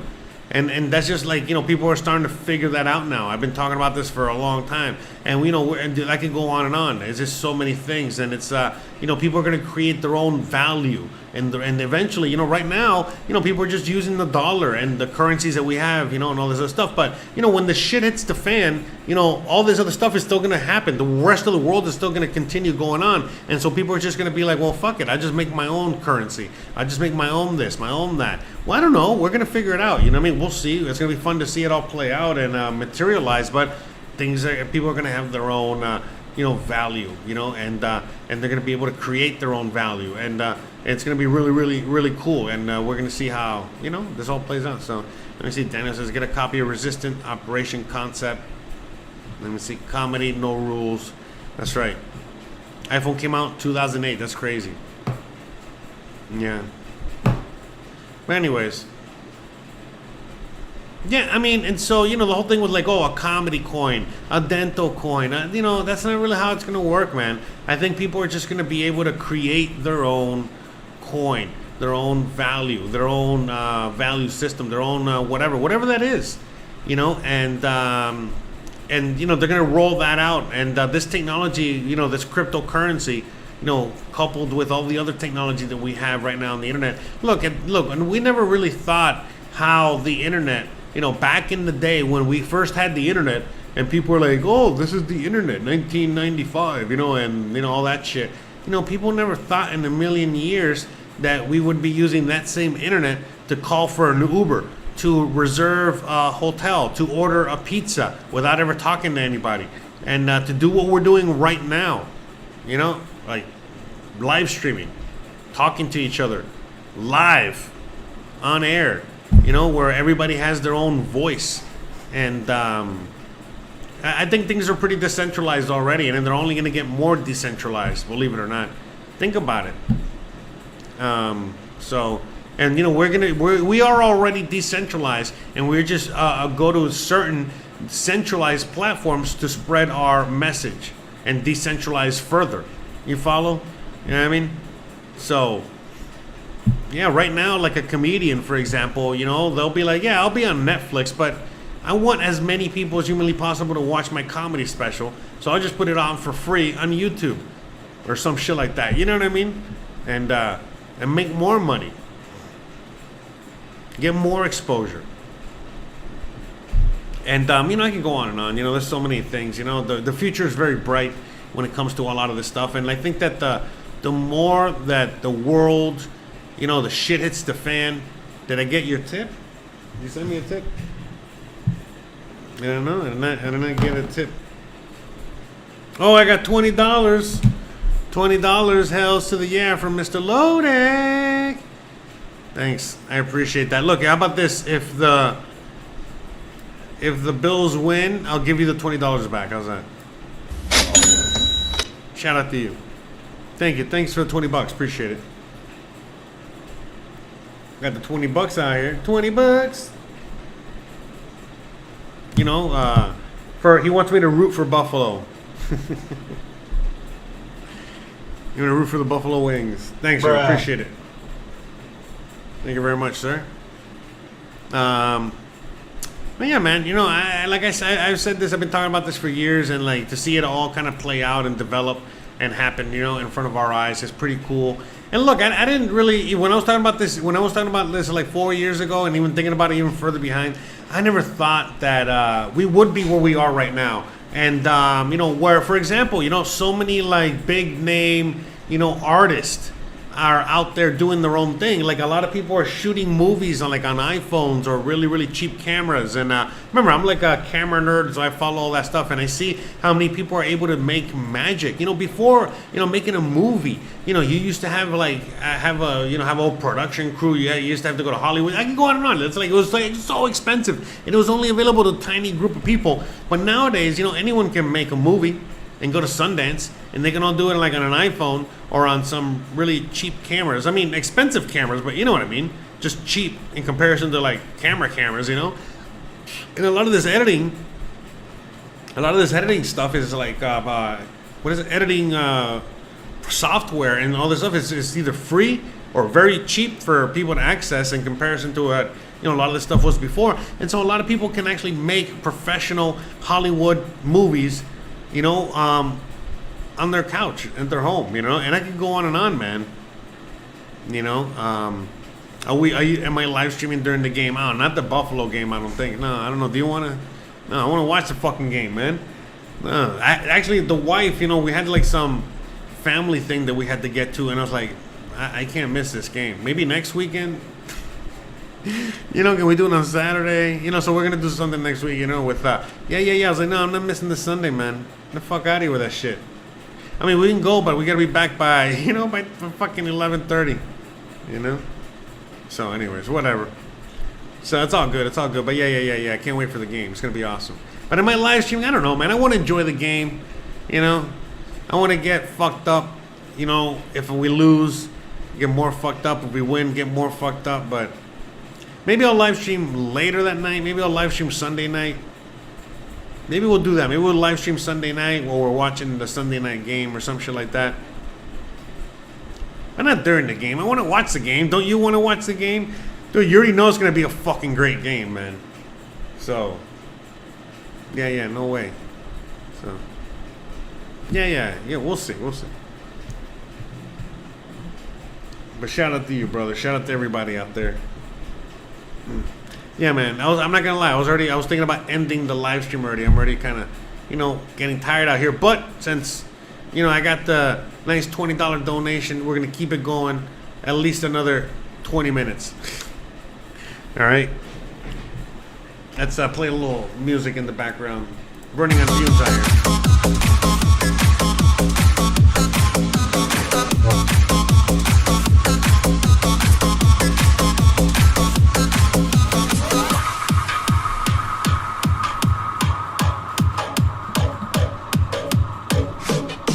Yeah, I know you want to rub it in.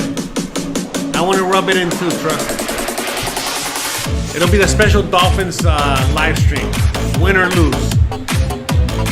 I might only go live when we win. If we lose, I might not go live.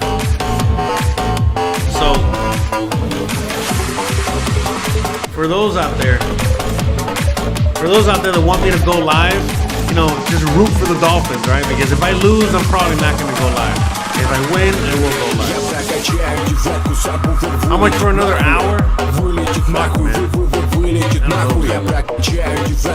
Yeah, Maze 1 is out of here. Bye, later. How much for an hour? I don't know. I charge a lot for an hour. I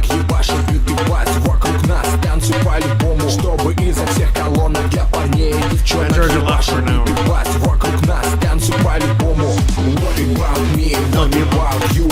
What do you want me to talk about, though? What do you want me to talk about in that hour?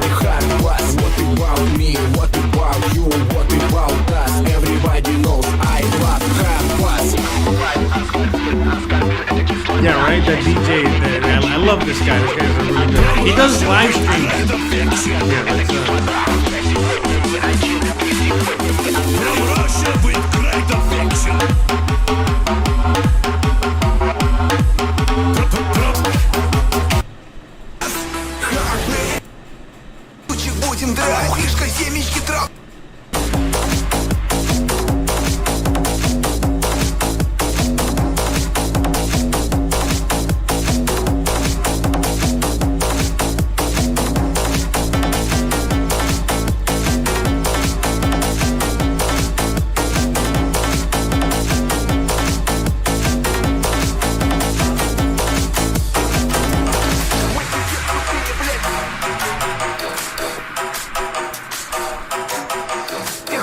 a bit rusty.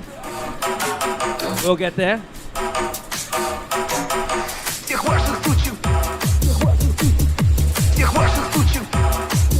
Is it time for the first shot? Asian Prince, thank you for the 17 months.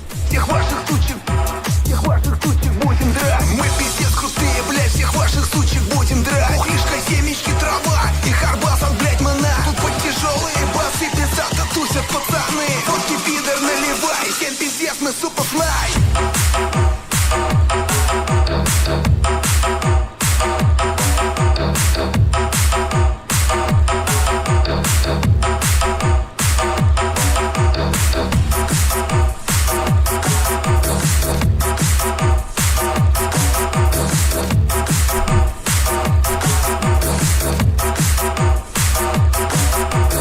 There should be a new playlist. I'm setting it up now.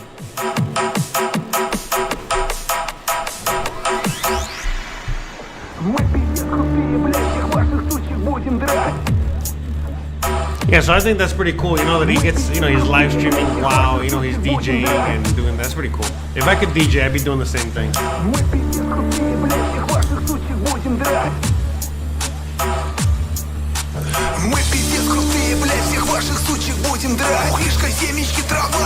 Anyone want me to take a shot? $20 for a shot. I'll take a shot.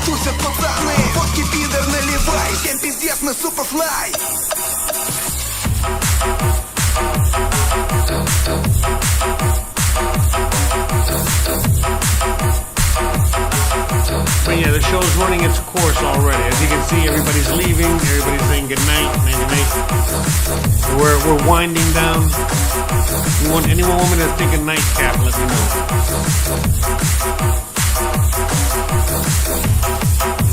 Shout out to Lodak. I gotta get the. You saw what he had on screen there. I gotta get the thingy working again. I gotta get the Streamlabs. I gotta get the stream thingy-majiggy working. All right, I think but the shit takes like a third, you know? So it's like, fuck, man. It's cool to have like the little thing on screen, but it takes so much fucking money away, as opposed to if you just send me like a fucking Cash App, and I get all the fucking money. All right, perfect. Double dip. I get all the money. Wedgie, I get all the brother. bitches. Thank you for 100 I get all of it. First shot of the night. Let's go.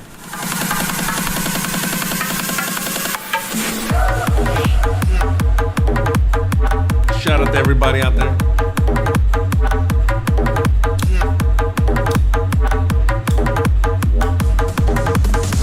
Nastroya.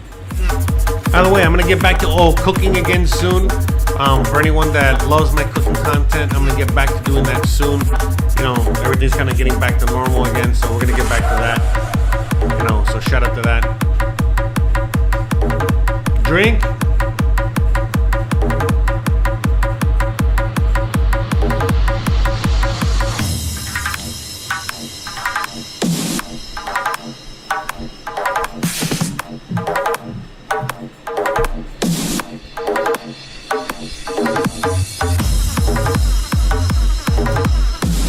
Oh shit, oh, you sent me $20. Alright. So you know what? I'm gonna do a double drink, alright? Since I don't wanna say your name, since Mr. Lodak, I'm drunk already. But since Lodak sent me $20, sent me $40, I'm gonna do a double shot, alright? Let's do it. Shout out to you, brother.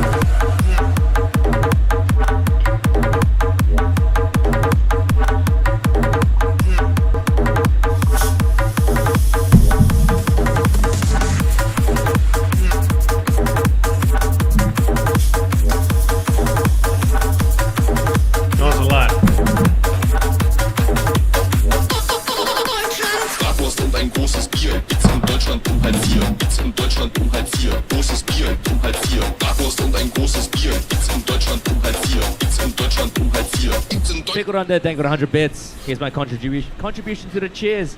Now I have to run back to YouTube since Twitch is unstable over mobile for me. And we're gonna take the shot straight. And the Panther, shout out to you. Thank you for yeah, I didn't want to dox you. Sorry. Jerome. All right. This is that like French, like Jerome? Did I say it right? Jerome?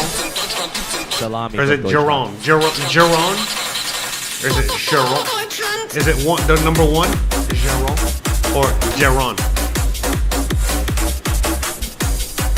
Shout out to you. Alright, hey, I'm gonna take this whole thing, right? Let's do it. Chug, chug, chug, chug.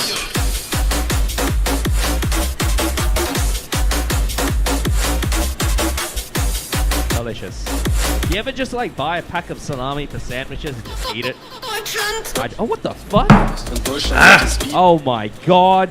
I didn't even open this, okay? And like, I didn't even rip this just then. I just kind of like went like this and then I realized somebody has already opened it. I did not check this when I was at the shop. Thank you very much, brother. Shout out to you. Would you still eat it? Is this still fine? Is this okay? Is this okay to eat? If you went to the shop and then you took this off the shelf and then you get home and you realize it's already been opened, hot in here quick. Would you eat it?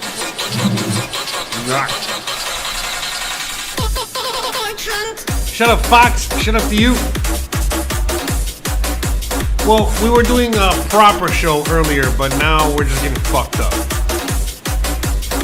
Hey, look, I tried my best, man. All right, I did a good job today.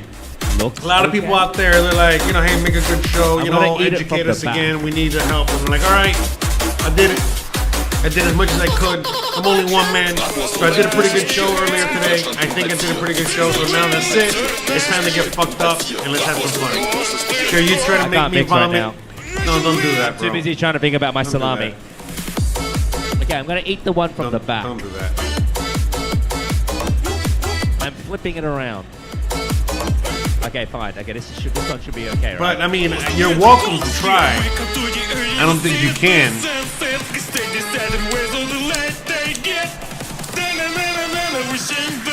There's no way. There's no way.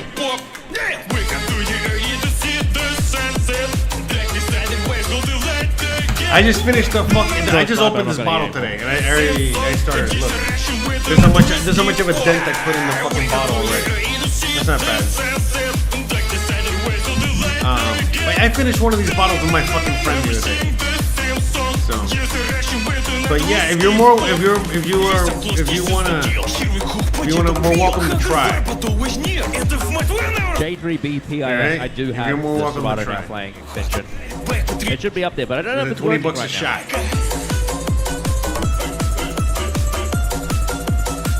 What is it, like $20? If you guys haven't joined the Discord, like a TA, or if you $20 are for a already on TA, the Discord, $20 make a sure you shot. go get in there and drop some words into the chat. Why don't room. we I just get need you drunk guys to and say like screw? one thing No, instead no, of no, hang no, out. no. If you've already joined it, go in there. That's kind of Jorge Zabaleta, thank you for the 20 Mexican. Is that pesos? Bye.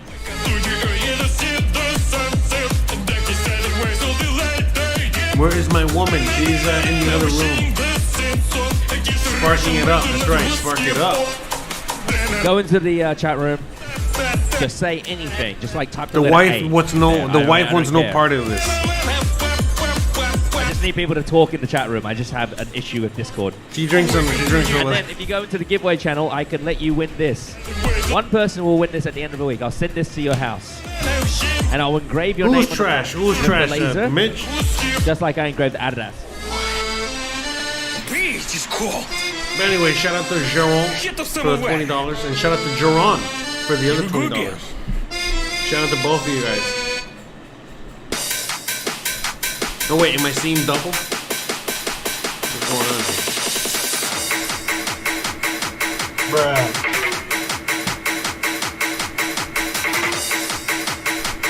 So she is mad? No, she's not mad.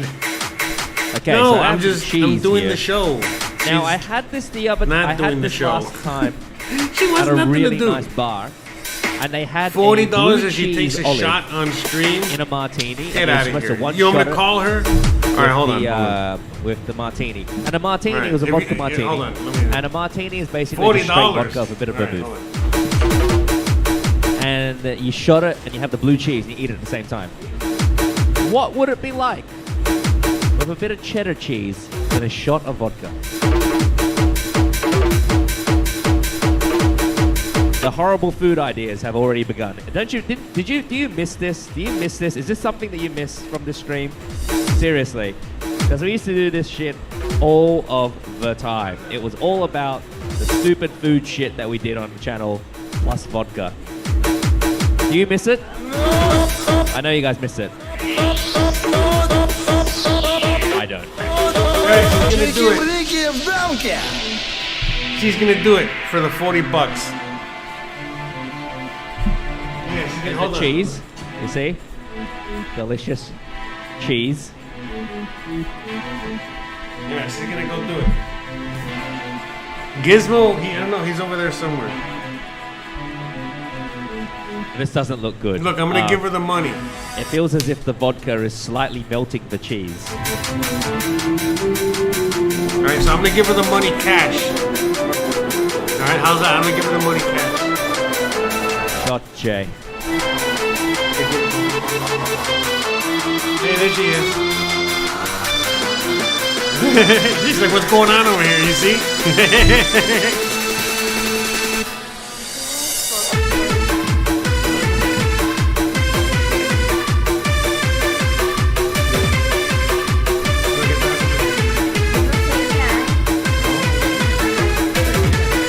It's definitely not good. Alright, we're gonna do tequila. Alright, 1 second. Yeah, we'll do full screen. Alright, we'll do tequila. Make the cheese really, really bitter. But I can't for some do reason. tequila. I'll do whiskey. I can't tequila. Alright, 1 second. 2 out of 10.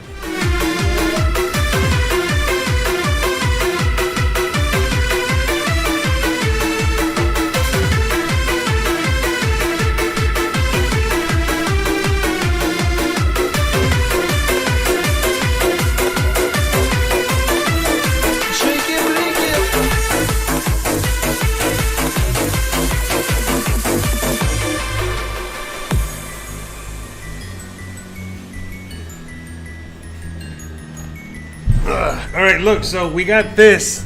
If you have any requests, make sure you go and drop them into the requests. Oh, I need to eat more of that cheese. I just like Alright, hold cheese on. in general. I love blue cheese. Do you guys like blue cheese?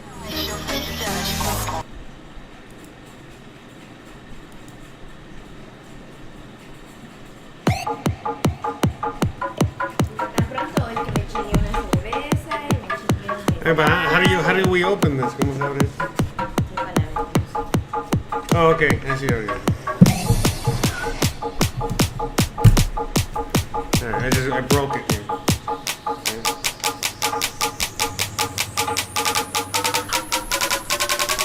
So I got this as a gift. Shout out to Barb out there. She gave me as a gift for my birthday. So anyone out there that still wants to give me a birthday gift. Yeah, I'm gonna take a shot with her. Okay, so look, you'll get 2 shots for the 40. Actually, for the 50. You said 50. I'll take 6.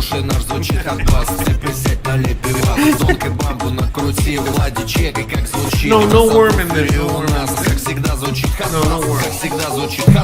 But this is, so I'm opening a bottle for you, bro. Right? Still waiting for that 50.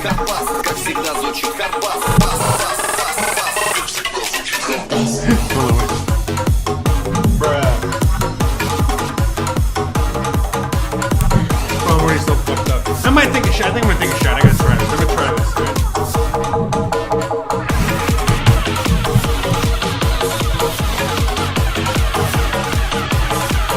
Now, if you want her to say that, if you want her to say go Bills, it's definitely gonna be $50.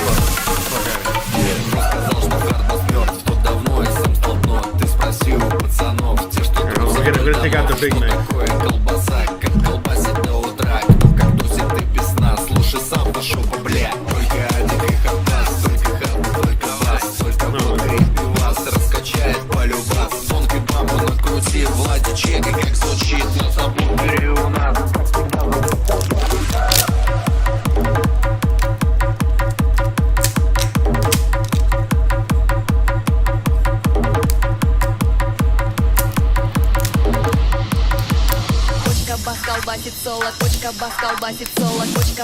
Looks nice.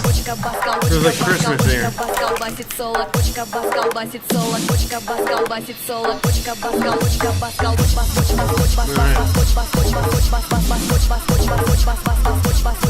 Meow, guys.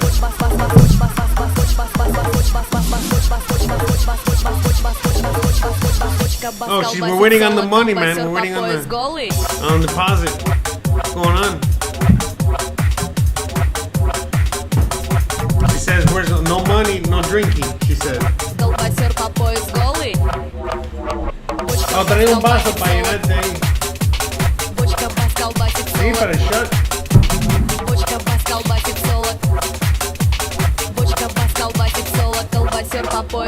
Yeah, she's getting a shot glass right now.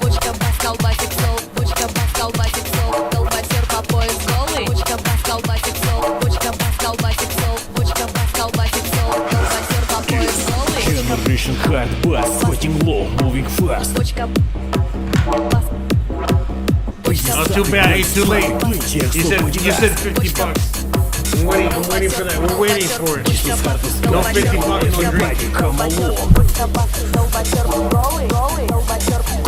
Too late, man. Every night lasts as long. I'm gonna take a shot. I'm no one. As I'm well. everyone. Oppa, feet shot. stopping fingers You're up, getting a bass glass, louder right? than the clap. Do not let the music Shout out to start everybody out stopping there. to the Hope you guys are baseline enjoying this drop. shit show.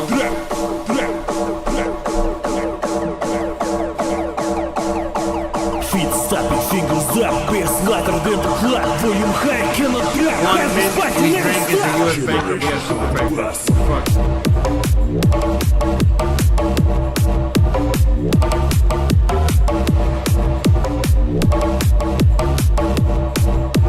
Generation hard.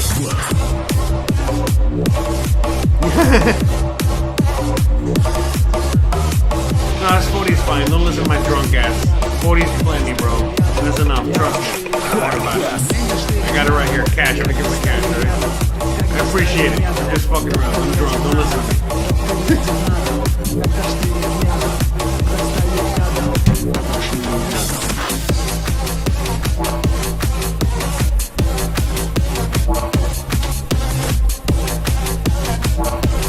Ready? Oh, look at that. Look at that. She got a shot glass and everything. Look, show here. Hold on.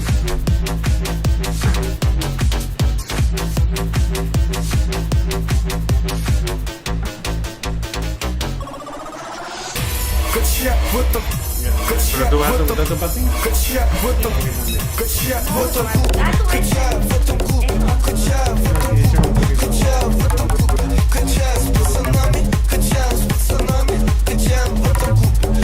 Alright, we're gonna do this.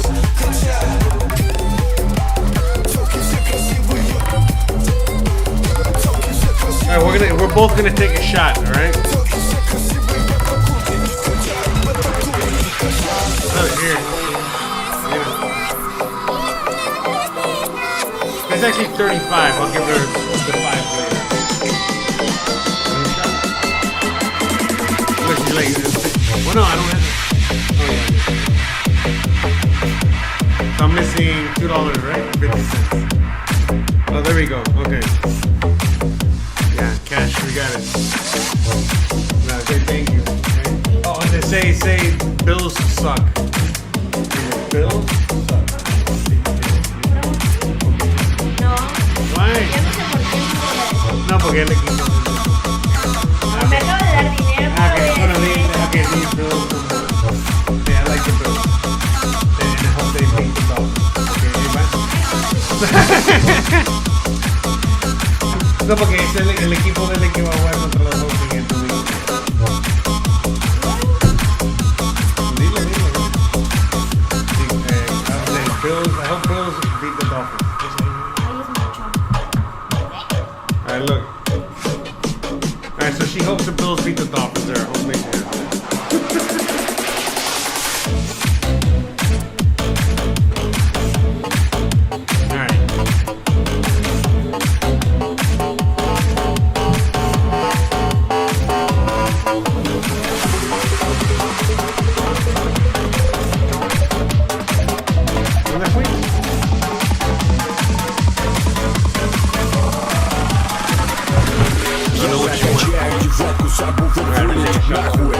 Вылетит нахуй, вылетит нахуй. Я прокачаю девятку, сабвуфер вылетит нахуй.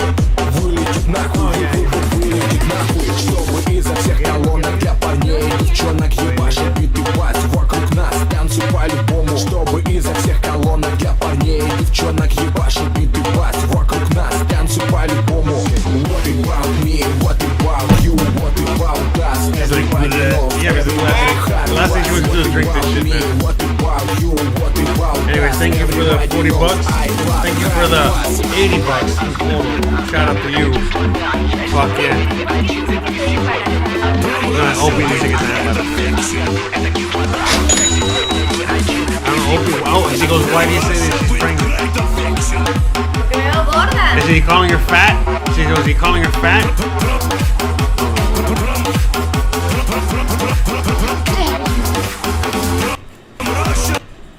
Opie is she goes, what, are you calling her fat? How dare you? Can you hear it? Is it too loud? I feel, or is it what? I don't even know the volume. Apparently you guys can hear us. All right. I don't know if it's too loud or not. Hopefully it's good. All right, you have how do we do this? From Russia with great affection. I'm not the fucking lime and the salt. From Russia with great affection. The lime.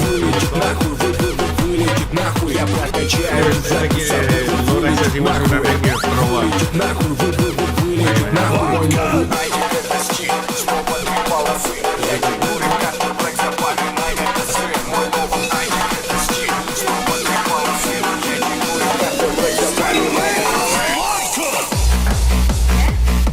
Alright, ready? 1, 2, 3. So take the shot.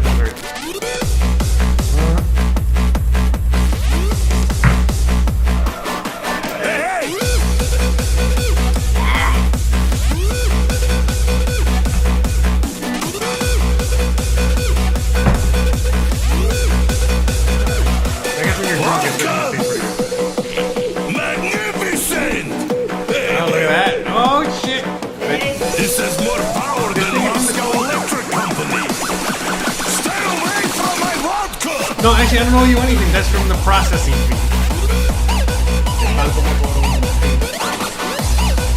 That's a processing fee for the bank.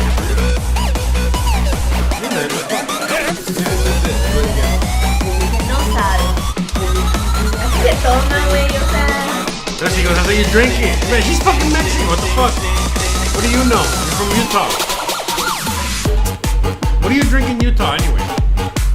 Tequila? Well, I mean, look, I never really drank it with lime and salt. It's pretty good. It's not that bad, right? So it's a nice little chaser. Okay, so they drink, yeah, they drink these, Okay, so they make like little lemonade with tequila, and it's pretty good. You know, I'm not really a big fan of tequila. I love mezcal. Pero está muy bueno. O sea, Yeah, it's actually really good. Yeah, it's actually. Pensé que iba a dar como más asco, así como que. Yeah, I thought it was gonna be bad. No, it's artisanal. Look, see, they won like an award and shit. Pretty nice, pretty impressive. Look at that. Muy bueno, muy bueno. Look at that good shit. It came in a wooden box. Come on, it has to be good. Look at that. Look, a little spokes bottle, spokes. But it tasted really good. Look, see, look, it says 35% alcohol. You see? Yeah, look, so it's good though. It's really good, but it's not as strong. I mean, you know, it's not like a strong taste, so it was really nice. Directo de Jalisco. Yeah. De Guadalajara, Jalisco. Good shit, good shit. Good shit. So, My other friends drinks for free. yes, sir. That's right.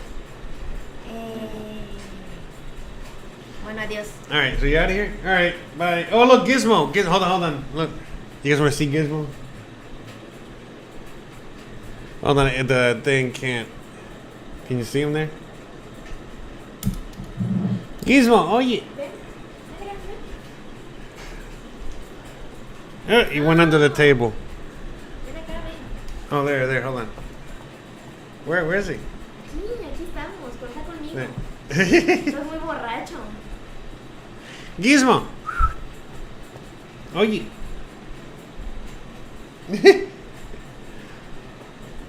All right.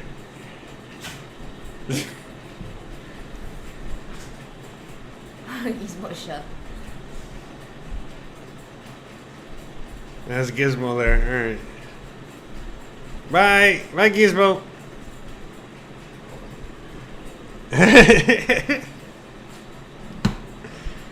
So, anyway, so that's Gizmo there.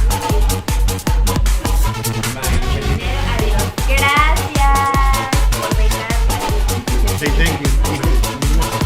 Gracias por becar a esa mujer mexicana. Say thank you so much for.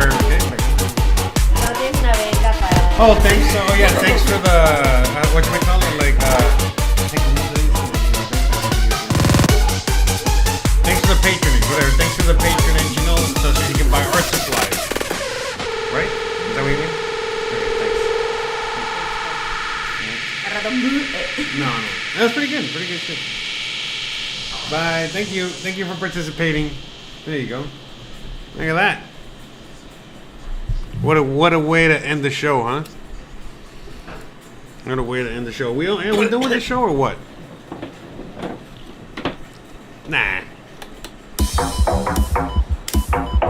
Not yet. I'm gonna go a little longer right now. Yeah, the tequila's not that bad though.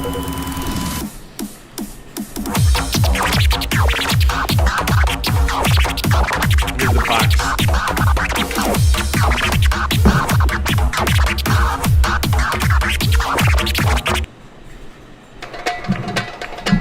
It doesn't mix well with the whiskey though.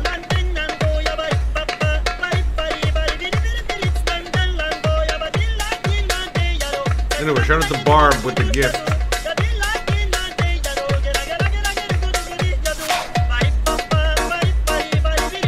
See, look here, it's 18 and over to drink. You see?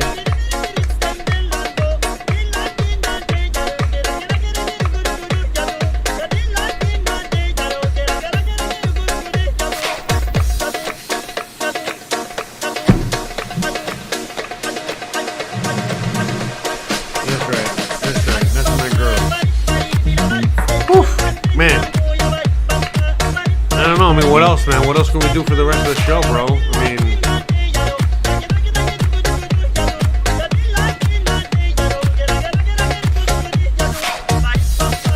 some vegan, more Richard Hart talk. You want to talk about Richard Hart some more?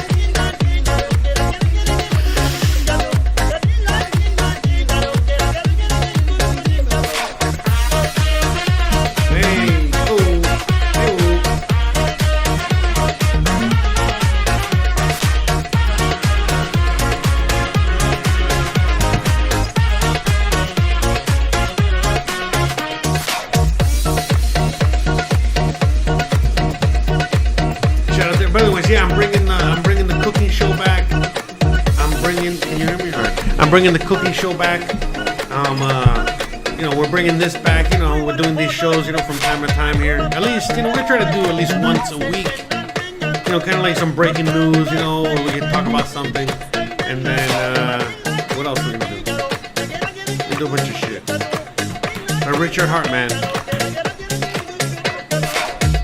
It all sucks, man. I agree, man. Look, I mean, Richard, look, to me, you know, to me, the whole thing with Richard Hart, it's all about, like, you know, is he gonna produce or not? I get it, you know what I mean? To me, it's all good. Like, I'm going on, like, the fact that I hope that, you know, what he says is true. And I don't know if it is or not. And if it is, it'd be awesome. It'd be great. And that's what makes crypto so awesome. And it's about it's about all these disruptive forces out there, you know, that are gonna, at the end of the day, really change the world and in ways that we haven't seen before. Because look, let's not kid ourselves, you know. In order for a bunch of guys, you know, to gather around a bunch of free men, I'm talking about our forefathers. I'm not talking about our gay asses, all right? But our forefathers, you know, for them to be able to gather and for them to be able to create a nation of free men, and for that to be the inspiration for other nations of free men to be developed, and so on and so forth, and for us to be, you know, at this point where we are in humanity, it was only, you know, possible with technology, you know, the technology that we had at the time, you know, whether it was a printing press or all the other technologies that we had available. All right, whatever, I'm drunk, or I can't remember them all, but you know what they are. I don't know what the fuck. Anyways, but at least the printing press and other shit, and I can go on. And you know, at the end of the day, right now we have a bunch of new technologies available to us, and we've never been freer than we have before. Even though we've enslaved ourselves to the point where we got to fight for our freedom again, and we will, and we'll be able to. Look, at the end of the day, it's like this. It's like a spiral. As each day goes on, I mean, as each kind of event goes on, or as history goes on, we just go up the spiral a little bit more and a little bit, and you know, it takes time, you know what I mean? It is what it is. So, but anyways, but yeah, with this new technology, we'll be able to really you know, take it to the next level, you know, and have more freedom for humanity as we do this whole thing here. So, yep. I don't know, man. I think we're kind of good here. I don't know what else we got to talk about. Anyone else out there want to chime in with anything else? I'm already pretty drunk. We're just watching this guy on the DJ thing there, and I don't know what else to say. I want ice cream. All I can think about is ice cream. I'm not gonna lie. Even before I took that shot, I just want ice cream because I got some ice cream in the fridge, and I want to eat it. And I'm just waiting to finish this here so I can eat my ice cream. And I wasn't too sure whether I was gonna still want to eat the ice cream after taking the tequila shot, but I still want to eat the ice cream. And that's all I'm thinking about right now. I don't know what to say. So, Foxtrot says, so man, when the next walk video from Street Life? I like the Mexico streets. I'll also be there. I'm glad you asked that. Sunday. This Sunday is a walk and talk. So I recorded a walking and talking episode, and I just finished, uploading it and all that good stuff. So on Sunday is the next show, is the next walk and talk. So I'm glad you brought that up, and that's when it's coming up. And I'm going to be doing more of those. And then after that, I'm going to do another video in the car, in the truck. But this time I went through El Centro, with all the busy people and a bunch of shit going on. So I think it'll be pretty good background. It'll be almost as good as walking around, but I definitely got to walk around all that. And pretty soon I'm going to be doing other stuff like going to flea markets and, all this other stuff. So open air markets and stuff like that. So since things are already open up and back to normal. Spaghetti news to the moon. That's right. What's up, guys? Hope you're having we're having a great night, Adam. Shout out to you. Watch your infrastructure. That's right. So anyways, shout out to everybody out there. I'm glad everybody's out there. We're having a great time. Ice cream. Ice cream. You scream. We all scream for ice cream. I'm going to put some marshmallows. I'm going to put some nuts. I'm going to put some cranberries. I'm going to put I'm going to put a bunch of shit on those fucking ice cream. That's right. It's going to be very good. I can't wait. Anyways, yeah. I don't know what else we're going to talk about here. I think we had a pretty good show, we started strong. We talked a lot about the monetary system. We talked a lot about, important stuff that a lot of people have been asking me to talk about for a very long time. And then once we finished that, we had a nice little party. We got pretty drunk. I'm pretty drunk. I'm pretty fucked up. And I've been drinking since early today. I had some steaks today for dinner. We had some ribeyes. We had 2 ribeyes, over a pound of meat for $6. Total meal cost, between the salad and the fries and all that shit was like $11. So we had a nice, pretty good, fancy meal. Daniel says, thank you, very good show. Thank you, bro. Thank you. Appreciate you too. I'm glad you enjoyed the show. I enjoyed doing it. It was a good show. I enjoyed it.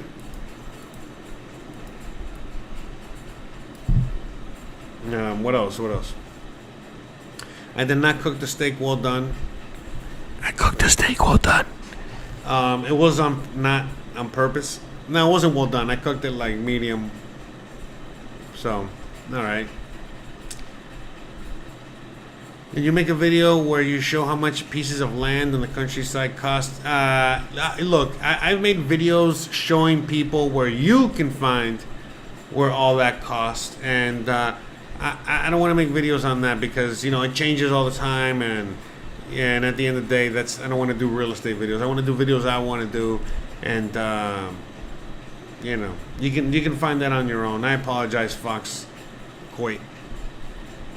But I've made videos on how you can do the research yourself. They're on my website. Check them out. Will the cooking show be next week? All week? No, I don't know. I'm bringing back cooking. I want to do a lot of things. We're gonna play it by ear. But yeah, we're gonna be bringing back the cooking, and we're gonna see how it all plays out. But yeah, we're gonna be bringing back cooking, and you know, like I said, I want to do all kinds of videos. I'm bringing back the live. I'm bringing back. I'm gonna make short videos. I want to do another version of the live show, but that's going to be way later in the future, not for now, and all that good stuff. So, yeah, so I'm looking forward to it. So, yeah, because, I mean, I don't know. I like the cooking. I'm not going to lie.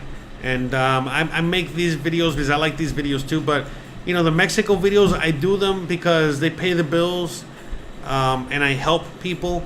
But if I had the choice, I would just do the cooking and only the cooking, you know. But, you know, it is what it is. It also pays the bills to take shots, you know, and have Lodak pay you. But, you know, if I do that every night, I make Lodak go broke, you know. I know he's rich and all because he's a Bills fan and he's been betting on the Bills forever. And, you know, he's a zillionaire. But we're going to get back to the cooking 100%. Oh, yeah, there you go. Thanks, Lord. I appreciate it. Glad you think the cooking is great. Yeah, I mean, I love the cooking. But I'm going to see if I can make some short versions of that. We're definitely going to do the live cooking again. But I want to do like an edited version of the live cooking show. I don't know if that makes any sense. So, you know, like a shorter version, a more digestible version. Still long, at least an hour, but a just more digestible version of it.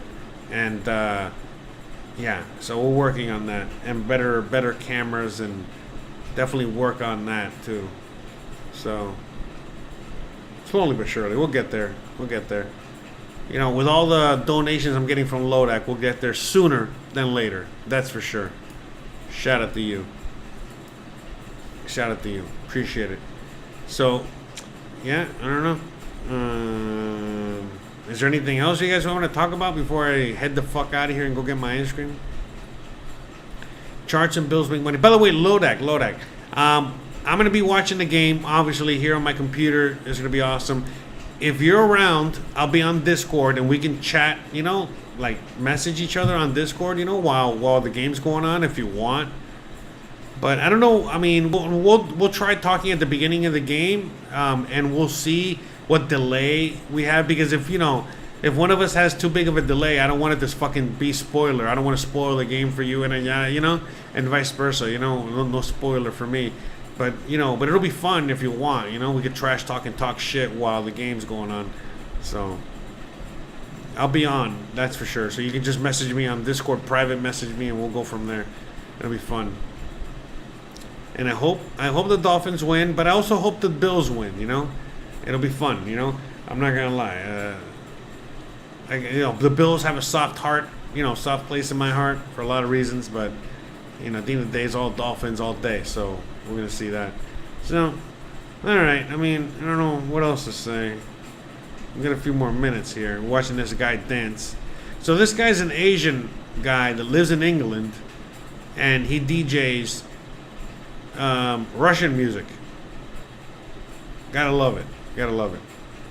I wrote myself a not Jose versus the fish. What? What do you mean Jose versus the fish? I don't get it. That's right. Peace be upon both teams. Oh.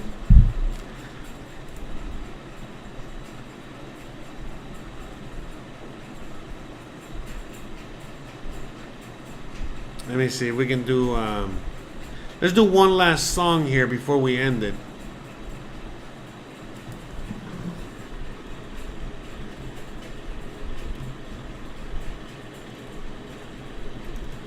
Alright, this last song, we're going to end it with this, guys, alright? So, anyways, guys, thanks again for watching. Thanks again for hanging out with me today. I fucking love you guys. You guys are the best. Shout out to Lodak. Special shout out to Lodak today. He is the winner. The winner for the highest prize of the donations. Had a brain fart there. Thank you very much. Shout out to you. Love you. Love you all. No homo. Thanks you. Let's play some Russian music before we get the fuck out of here. And I think that's it, guys. Thank you. Thank you. Shout out to you. All right. Okay. Let's do this. Russia.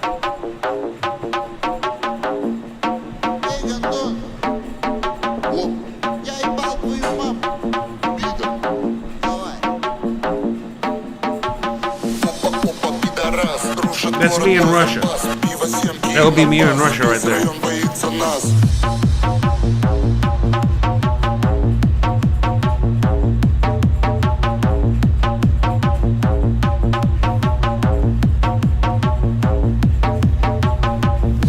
Shout out to Lodak for the 80 bucks. Shout out to who else was out there? Hold on. We got Hip Loco with $3, and we got $2 coming from Maze 1. Shout out to everybody out there for the $85. Fuck yeah, man. I made rent.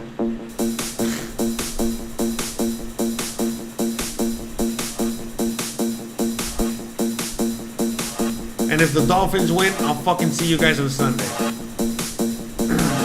Опа, пидорас, рушит город мой хардбас. Пиво, семки и на бас. Весь район боится нас.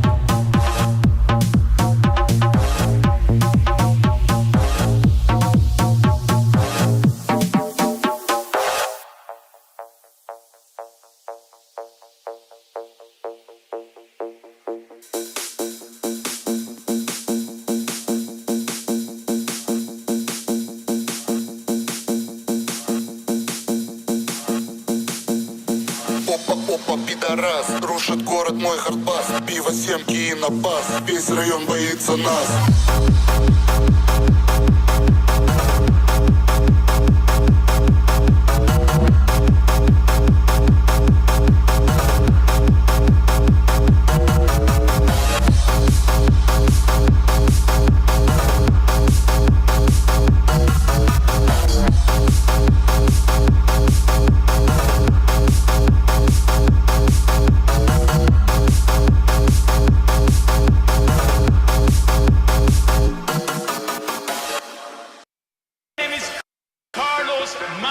And I am coming from New York City, New York. Let me tell you guys that I am so excited. I am so happy. I am really so thrilled to be right now sharing this amazing, glorious, super exciting moment of my life with all of you guys.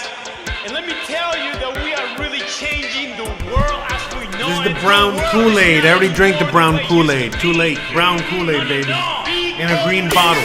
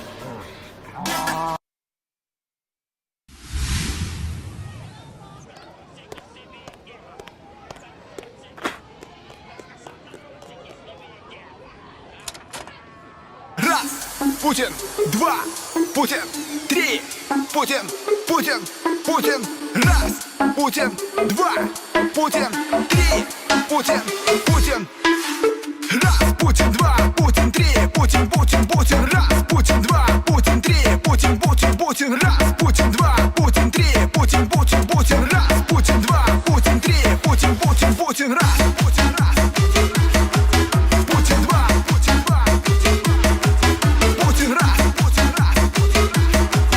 Путин, 2, Путин, 2, Путин, 3, Меркель, Путин, 2, Путин, 3, Дональд Трамп, Путин, 2, Путин, 3, Меркель, Путин, 2, Путин, 3, Дональд Трамп.